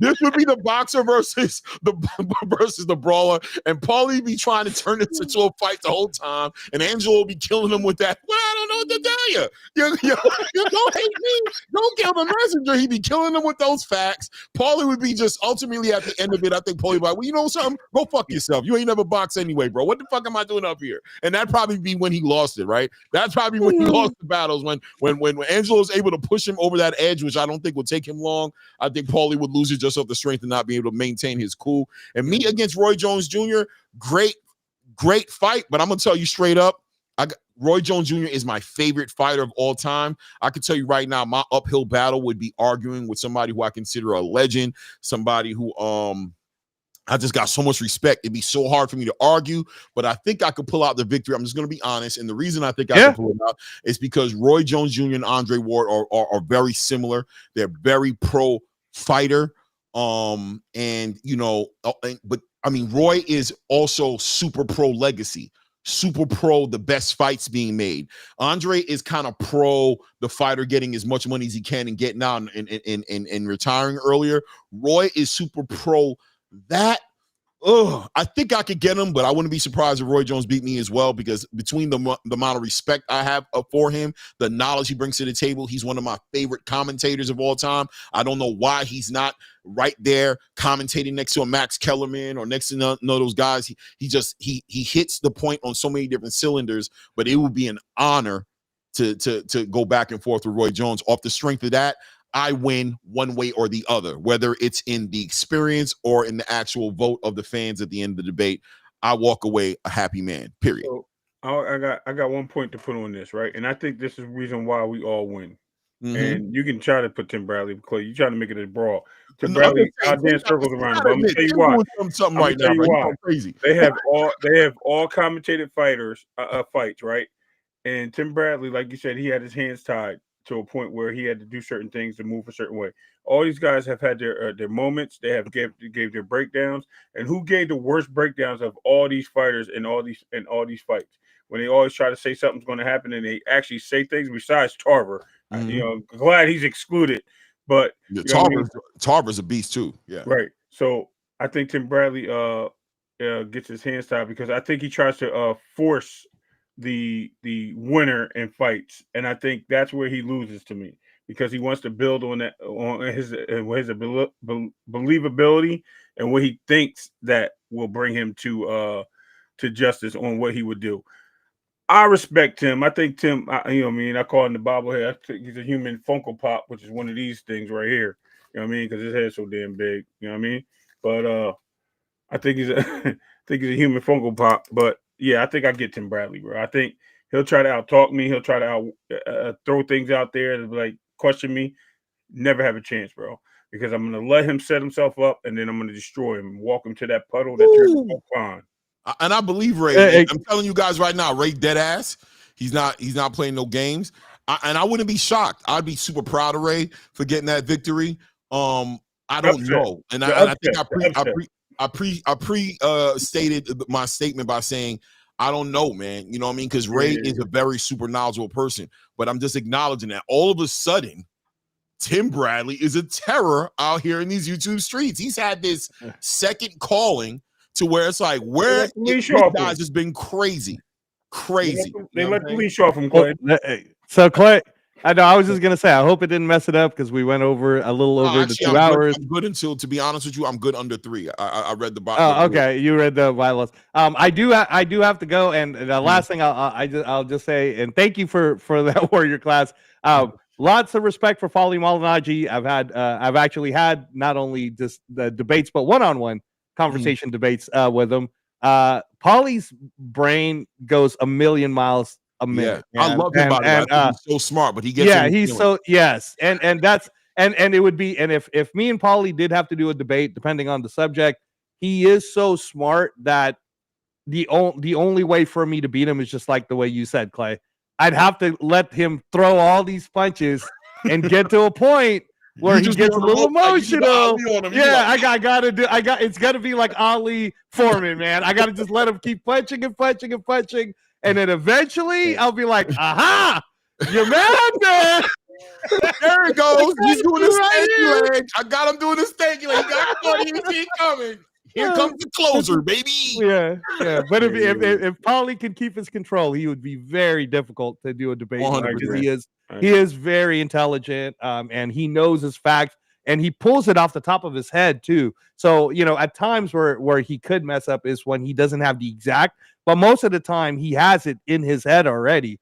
So yeah, it just depends on the subject too, man. If it's a subject, did you see him go back and forth with Ariel Helwani?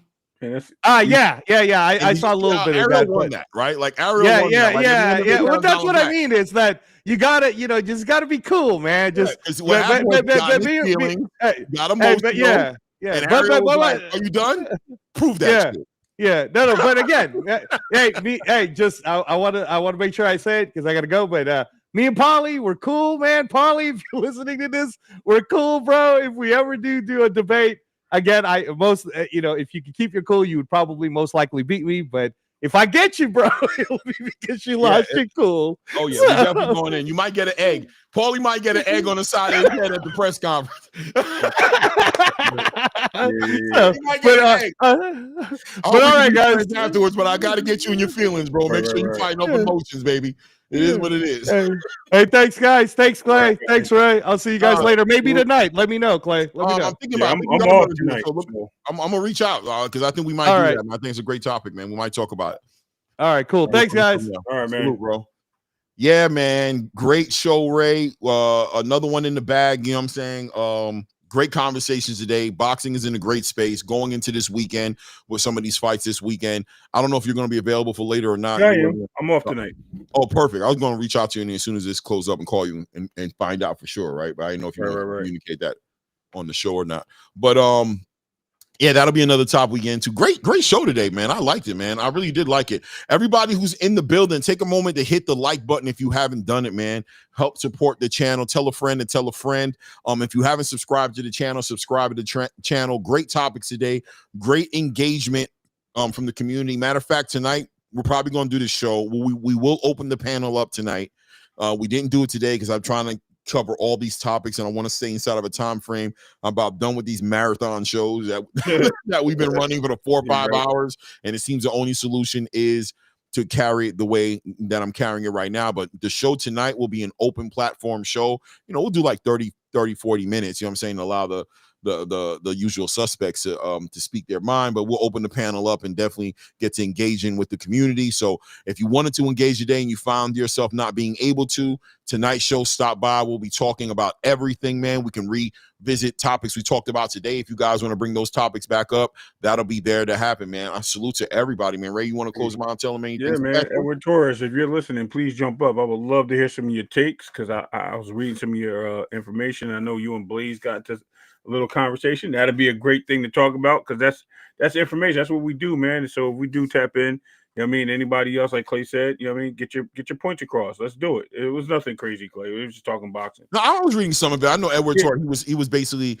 and listen, it's like I was seeing what he was saying, and I could resonate. I understand, hindsight is 2020. Speaking on things that happened in the past, that's one thing. Hard, but right? What we tried to tell everybody today was, what about the future? And that's what this is about, right? It's about right now and what's coming tomorrow, and what benefits us better as boxing fans, in spite of all those different things that happened yesterday, right? But I would love to hear your take, brother. You're right about that. But other than that, man, listen, make sure y'all, like Clay said, smash the like button. You know what I mean? If you haven't subscribed, subscribe. Make sure you even go to my channel because I'm actually going to be playing this on the channel as well. Let's do that for sure. And just only in the retake because I just need the views. I don't need the live. No, whatever it takes, bro. Keep the live here. Keep the live here. Go if you haven't seen anything you want to catch up. You can also go to my channel and catch up on it. And we will be dabbling in some more boxing later, Clay. And I can't wait to talk about one thing, and I love it. This upcoming fight has been almost as big as the Terrence Canelo fight, man. They ain't even talking about the main card, the main fight. On which card are you talking about? You talking about this Conor Ben Chris Eubank? Next week. Next week. Yes, and we're going to get to it. The 22nd. Oh yeah, of course. Yeah, so we're going to get to it. But I'm just letting you know, I've been noticing. I'm like, man, ain't nobody even talking about Benavidez and no, they're not. They're talking a lot about Devin and Brian. Amazing, right? But they're not talking about David. They're not talking about Bam. They're not talking about Abdullah. Right. They're not talking about a lot of fights. Yeah, and that's a great card, right? Right. And the probably the best card of the year, arguably. I love it. So I love boxing, man. Boxing's back, guys. I'm just letting you know, boxing's back. It's growing. We need that Virgil fight and that Boots fight because that's going to solidify it. Yeah, the Virgil and Boots fight is American boxing needed. American boxing needs that fight. But we'll talk about it soon, guys. Yes, sir. It's that boy Clay Moore Rain. It's ACP Combat Media Show. It's Ray Davis. Peace. And at this point, to the next one, we out.